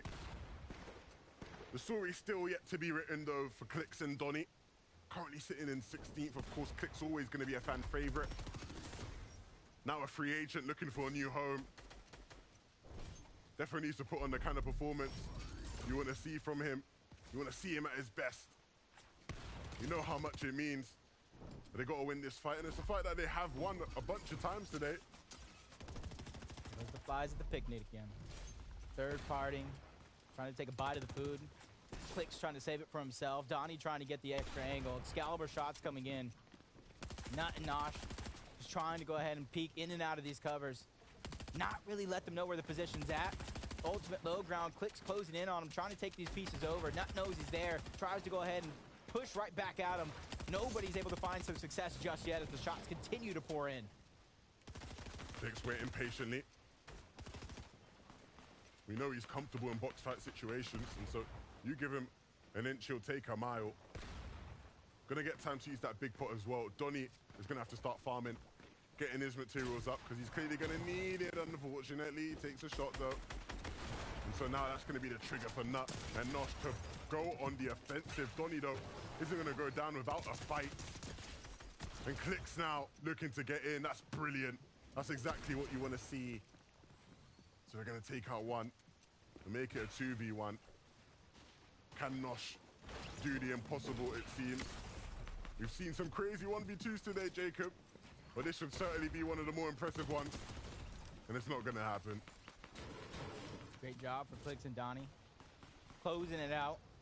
Even though the chances of them rising to that first place spot is slim to none, where it's all about those series points, getting yourself that spot where you don't have to go through that surge week. I know that's going to be one of the grueling ones that we're going to hear and face. But back on over this, Acorn got that knock very, very early on to hide and seek, but Peterbot and Booga playing a game of hide and seek on their own, slowly but surely closing the gap. And for them, this is about that victory. A huge shot onto the Cooper's backside, and now it's basically a 2v2, Acorn and Cold versus Peterbot and Booga. Who will come out victorious? If you were to ask most people going into today's games to predict the best two teams, who's going to finish first and second, a lot of people would have had Peterbot and Booga and Acorn and Cold, but now these two teams are going to have to fight off here. One in third, one in 30th. Complete opposite parallels. But one thing that will stay constant, and that is Peterbot hitting big shots. Large amounts of damage being dealt here. And now a chance for him to close things out completely. Gets that wall, another shot, but he's going to trade some damage there. Booga needs to start getting involved in this one, if there's any chance. Bush Warrior perk being used by Peterbot. Probably giving up that signal to Booga, knowing when to play passive, when not to play passive, but Kanata goes down. Vagers is out as well. First place is up for grabs, and this fight means oh so much, if that is the case. And for Acorn and Cold, the last time I've really seen these guys in a straight-up 2v2, it was Acorn and Cold who came out on top. Will Deja Vu strike as the pressure continues to mount up? Peterbot taking control of almost every piece above them, giving them little options to work with. What is going on with Kanata and Aegis? That will be the big question. What we see going on here is what's been a bit of a stalemate in terms of the fight. But you've got to think somebody's going to have to close things out soon. There is a third party getting involved. I'm not sure if that's flow. We know they've liked to get involved in this fight a bunch of times to their success. No, it's not. But either way, with another team rolling on in, it makes this way more chaotic than it needs to be. And that's what happens when you get on the bad side of Peterbot. He makes you pay. And the finish will come through now as well. A little distraction on the way to completing this one out. Talk about perfect timing, though. They really snuck up on the Booga, dropped him down to just a sliver of HP. Peterbot turns, burns, takes out one, saving the day, putting themselves up to tip-top shape. And you can see they're not backing down just yet. They still want to take on this fight. They still want to gather these eliminations. And you can see they're putting their back to the edge of zone. So now the choice is theirs. They can disengage at any moment, or they continue to be the aggressors. And it might look like they are going to make the option you said first and try to get out of this one. Acorn and Cold may just live to play this one out. And here we have another view of what Peterbot was able to do. Oh my. I say this so many times. He just makes it look like he's warming up in creative. This is one of the hardest lobbies he would have played in all season long, and he makes it look easy, Jacob. He boxed them up like a pizza, delivered them first class, 30 minutes or your meal's free. He said, nah, no refunds for you. Pamso and Fatch, 6th place in the lobby, left alive, 198 points, trying to shoot up as much as possible. 2 eliminations right out of the gate. A little bit of comfortability to work with in terms of Storm Surge, but they know comfortability and Storm Surge never go hand in hand. You're always worrying about it sooner or later. Yeah, it's something you have to keep in mind. It's such a big factor in these games. But they're still up. Hey, look, our top 3 is all still up. We did see Canada go down in the feed. Hopefully that's nothing, you know, hopefully it was just something light and they're still looking good. If it is just Aegis as a solo though, that is where things start to get scary. But to be fair, after last game, the way he was solo clutching, we can never doubt him. Yeah, I wouldn't doubt him. I wouldn't put my money against him. My V-Bucks, nothing. You see Warrior and ABN trying to travel their own way, working their way up the leaderboard. You can see them in a top 3 position as of now. Using as many of those mushrooms on the ground as possible. Anything so they don't have to use any minis, big pots, or splashes. Booga and Peterbot continuing on with the aggression. Mega and Justice don't know the force that is coming at them right now. 2 of the most aggressive players in the lobby. 2 of the hottest players in this week right now. Over 123 eliminations to get to this point. You can see they've tagged on even more since then as they continue to try to find the angles, not backing down for Mega and Justice. They know that they're there, but you got to imagine this is towards Faulty Splits. There's a lone arrow. That's Qua. Jock went down early on. He's probably waiting for all this commotion to finish so he can get the reboot as Peterbot going in, right into the box at that, making it look easy as Justice gets dropped. This guy's a cheat code. I've run out of... He is a bot. He is, isn't he? The good kind. I can't even, you know, describe. I've used all the words I possibly can. What more adjectives can I use it? He must have updated his firmware right before this one. Yeah, clearly. But that was huge for them, right? Because they needed it. They weren't able to, you know, profit off of Slappy the way they typically would. And so a refresh was imminent. Cold getting spotted out in the distance. 400 above, and Cold just gets chopped down in the blink of an eye. Warrior and ABN putting the necessary shots. Acorn knows I can't be the hero. I have to get out. The game is all on my shoulders. And with how they've been playing, that's a ton of pressure for Acorn to take on his own. Awareness check for Cold. Knock, knock. Nobody answers. Cold taken out in this final game. And it's a shame because if you're watching for the first time, you might be thinking, you know, I keep hearing a lot of good things about this Cold guy, you know? And it just hasn't quite been his day. But I do assure you, they will come back. He will come back next week. It's gonna be scary, too. And it is going to be scary, right? It is definitely going to be scary. This is somebody who is rising to the top. At times this season, he's looked like the best player, not just in NA, but in the world. And so I'm sure we'll see better days from him throughout this major. Still, though, his teammate Acorn, I keep saying Acorn. Agers. He's a formidable player. 2 points as a solo.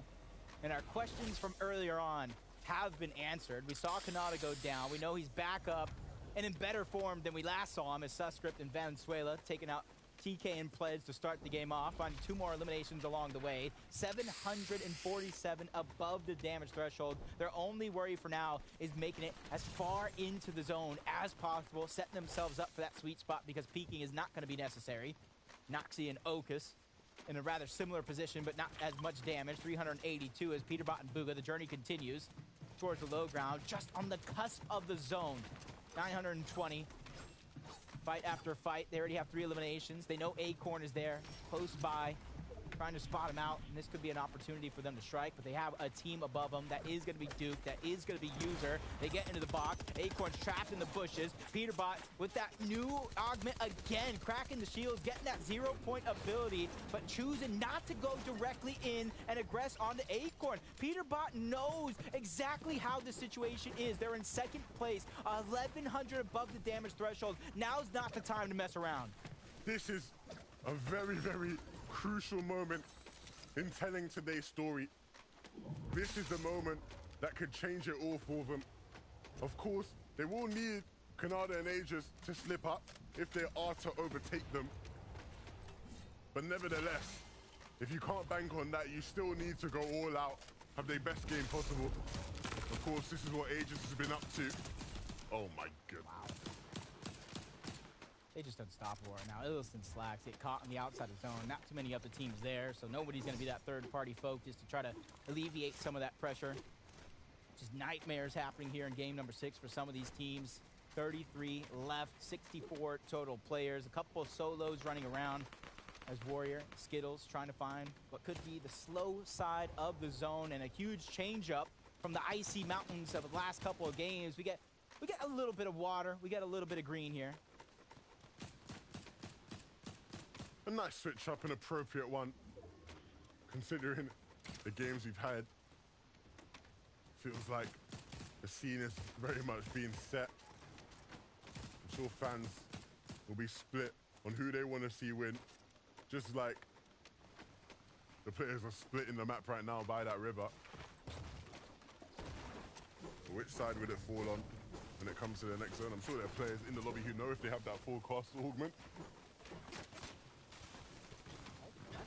That's a huge bounce. I mean, we saw them draw the cost of Scare and Quantia move all the way from 36 after game 1 all the way to 8.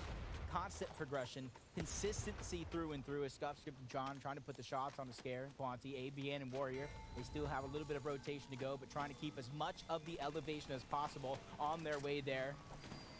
Slowly but surely moving in on Omega, but I don't know if they know he's a solo. I don't know if they got that information with the high ground that they had before, but they don't want to get stuck on that low layer. Either way, they don't have to be too overzealous here, right? They are set up really nice. Above on Surge, their loot is phenomenal. Their mats are excellent. If they can get something for free, go for it, right? But when one of your biggest competitors, Peterbot, is just a couple tiles away, you can't afford to overextend. You have to keep your cool. I think Peterbot just wants like screen time. He does, doesn't he? He's either getting the eliminations in front of us or he's getting them off screen and saying, hey, I'm still doing work over here. 4 eliminations to start the game, saving Bugha's life. And guess what? We're going to figure out how he got that elimination anyway. Look at this. Mega didn't stand a chance. Shot flying through the window. And that's going to be the end of his stage. Peterbot has been brilliant. But this is the moment where champions start to be born, where you start to lay the seeds for even the bigger events to come this year. Of course, we all know that's what these players are playing for. Series points today leads to spots in the final, which leads to spots at Global Championship. That's all it's about. Millions of dollars along the way and millions more to be fought at the end of the year. Plenty up for grabs for a lot of these guys, and that's why, even though you might not see these players at the top of the leaderboard, they're still trying their hardest to have a great game, because you said it yourself, the series points, where you place at the end of the day, means so much. If you qualify and go straight into the finals here for FNCS, or you have to play through Surge Week, or you have to grab a box of popcorn, pop it, and sit on the couch and watch some Fortnite with the rest of us. I'd love to do that, but unfortunately, I'm going to be here with you. No, it's always a pleasure to be with you. and highlight these top moments and these top plays. Suscript has been someone who we've watched make top plays all throughout today, but in the last game, all alone, doesn't have Big John with him. I'm not sure if he's going to really be able to make this work with what he's got. It's going to be so difficult. Difficulty is the name of the game here in game number 6. With how close the leaderboard is, especially with this water zone. Just look at it already. Nobody in the center, everybody towards the outskirts, and I thought those north zones up and down the mountains was going to be a dangerous one. This one could be just as dangerous for some of these teams in the lobby, especially if it pulls over towards the north side or even the eastern, where a lot of teams are going to have to rotate across those waters. Yeah, water zones are always super awkward. If you're not familiar with competitive Fortnite, then be ready to be amazed. If you are familiar and you've played tournaments yourself, you'll know just how difficult it can be to rotate across the water if you don't have any sort of movement. If you've got hammers, you'll probably be just about all right. If not, though, it is not good at all. Byla and Empen wiped clean. Canada adding to his tally. Both of them now with eliminations to their names. 5 so far, and just going to continue to hold these teams in. Look at that, they ain't got to move anywhere. They just can stay there and take shots. And you would be thinking, you know, in this situation, first place, Canada and Agers, you don't need the eliminations, right? But how many times did Peter Bot's name pop up into the feed? That is the easiest way to close the gap between these two. Sooner or later, they got to realize that and thinking that consistency is not going to be enough. I have to start picking up these eliminations. Luckily for them, they found 2 more, add their total of 5. Walkers finds 1 on a Pam. Playify and Crazy get dropped down just a little bit, but they're still in zone with very little to worry about. I'm seeing Thatch go down. And so some of our top dogs in these games are starting to fall at the wayside. Sometimes the pressure is just a bit too much. Players making their move on now, though. All those players from the east having to move to the west. And it's never going to be too easy. We've seen a couple players not able to make that jump, not able to make that move. Converting Walkers. We saw them much higher in the standings today. This will be their chance to sort of push their way on up. Booga and Peterbot, though, we talked about them trying to close the gap and trying to make it into zone. No, this is not what Booga would want. Takes so much damage as he hammers, and players are still taking shots at him. If they stay alive in this one, it would be huge, but when the lobby starts to focus you, that's always going to be tough. Building up, though, just to get out of the line of sight of some of those players is key. I feel like I'm watching Vivid's masterclass of yesterday, where he was kind of letting us know when you end up in that situation, you have to take the sacrifice, use your resources, expand outward. Otherwise, just continue to be focused. Booga showing exactly what to do. Bryce on the other side, trying to hold on to those walls. The pressure is there. High ground, low ground. You even see Tahi trying to go ahead and sneak away a couple of shots. That's going to force Bryce to use a ton of mats, a ton of resources. There in that situation, you see high ground on 2 different sides. Quanti and Scare has one side of that one. Booga and Peterbot have the other. And we have a southern pull, so both of those teams are going to have to reclaim it later in the game if they want to hold on to it. Quanti will be in a favorable position compared to Peterbot and Booga at least, but they do have hammers to make a move on, and it looks like it's going to be the play for them now. ABN, though, of course, we can't forget their chances in this game. Still, all of our better teams, the top 3 is still alive and kicking. Who will it be that comes out on top? 109 points after game 1. Yamzo and Rise really putting to work after lost time. Trying to break that 200-point mark as Vert and Walker doing the same. Not an Agers, finding that perfect elimination, trying to stay in first place, get proactive like the rest of the lobby is. But they got themselves a good spot, letting the zone move forward, staggering themselves back so they could shockwave there. And the problem is, if your team trying to catch up to these guys, they just keep getting their limbs. How can you even catch up? Booga's doing a good job picking up some of his own. But when the first place team is just on a roll like Canada's and Ages are, it is so difficult to bridge that gap. 60 limbs so far, 278, looking like they're closing in on another. That's User trying to get on out. Piece control going over, options being limited. they know not to bite off more than they can chew. Back down. They're about 600 above the damage threshold. They don't have to continue to get aggressive. Scare and Quantity, they're going to hold on for now. Probably Shockwave, just like Yamzo and Rise, getting to the front side of zone. 371 above the damage threshold, but down goes Peter. Down goes Peter. It's all up to Booga in this situation to not only hold on to the spot, but get first place. He only has 2 resources left. He only has 2 bills to place. And as great as he is, that might be too tough of a task. Kanada's taking down ABN though, and so directly taking out one of his biggest competitors. And so that leaves Warrior in a situation where all he can do is go down. He cannot stay in this one. And it's Booga, all of our top 3 interacting with each other, all of them trying to fight for first place, and some of them even going down along the way. Booga, as a solo, can he do it? He's got a couple more builds now, not just working with 2, but Kanada and Aegis. They have been so relentless, so dominating, and they're doing it now again, clearing out teams on these mid-ground layers. They are looking like one of the best I've seen in a long, long time. Quantido and Scare up on height. They have a chance to move up in the standing. They're coming into this game with a chip on their shoulder, something to prove. Same could be said for a team like this. Chimp and Spade reunited, never felt so good. 171 points, 3 eliminations, huge shot on the backside of Chimp. He finally goes down. It's all up to Spade. Cease and Tragic towards low ground, but Spade rides to the top. Huge find on the Vert before he gets taken down. But back on board, Booga. Everything on the line here. So much pressure. Weaving in and out. Shockwave and trying to get to the front side of zone. No builds to work with. Spots some loot. Tries to go down for it. Not going to find anything. Can't get too greedy in this situation. But he finds one on the Rise. Huge play for Booga. He's going. He keeps it moving, but if he's not careful, he's going to quickly run into the wrecking ball that is Kanada and Aegis. They're on a tear down here. They've got control, and they're looking to clear out anybody on their layer. Cease might be next.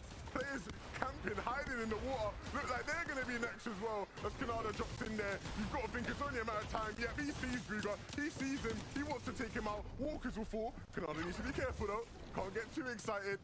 But these 2 are just on a different level to everybody right now. For Booga to still be in this game, it's a brilliant solo performance, but just being outmatched, outmastered by the 2 players who have been on everything. Scare, still up above, but no materials. Aegis does go down, but I think him and Kanata have done just enough. Booga gets dropped as well. Final situation, 1v2 for Kanata. This is his chance not only to take part, but take over the rest of this game. Drops down low. 1v1 situation. This could be it. 153. Kanata, tag after tag, shot after shot, even staggering himself backside of zone. A splash to work with. Plenty of builds. Somehow is in full control. It's all up to Scare here with the high ground to try to make the big play. 70 HP, dropping him down to 20. He asked for a challenge, and he's ready to take it. Taking down Kanata. Scare takes game number 6. Scare making Kanada pay.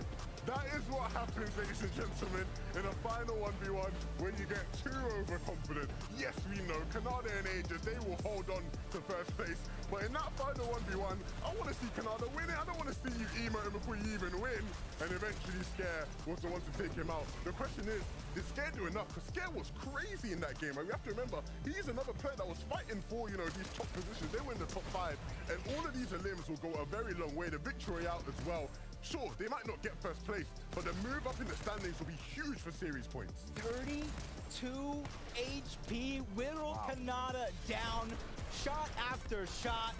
You gotta be having all the confidence in the world after that one. No matter where you land on the leaderboard, the series points have been gathered. It's crazy to me how in so many of these games, the top teams would fall at different times and you have different people rising. In the final game, our top 3 are the top 3 in the actual match. Like Booga falls in 3rd, then you get Kanada in 2nd, and then Scare winning the game. It has been such an interesting day, a very fun 6 games. I can't wait to do it again in NA, and of course we've got EU tomorrow as well, but for us too, it will be the end. Brilliant. We'll send it back to the analysts. Thank you so much, Levin2K, Jacob PR. What an incredible set of matches. 6 games here in NA East for just week number 1 of Major number 1. We have way more Fortnite action coming up in the coming weeks, but let's take a look at these standings. So here it is, Aegis and Kanata showing up massive. 372 points. There's actually no way this stream is still up. How is this stream still up? And again, there were so many instances. It's been like 4 hours. What the hell? to get those eliminations in the Korean game.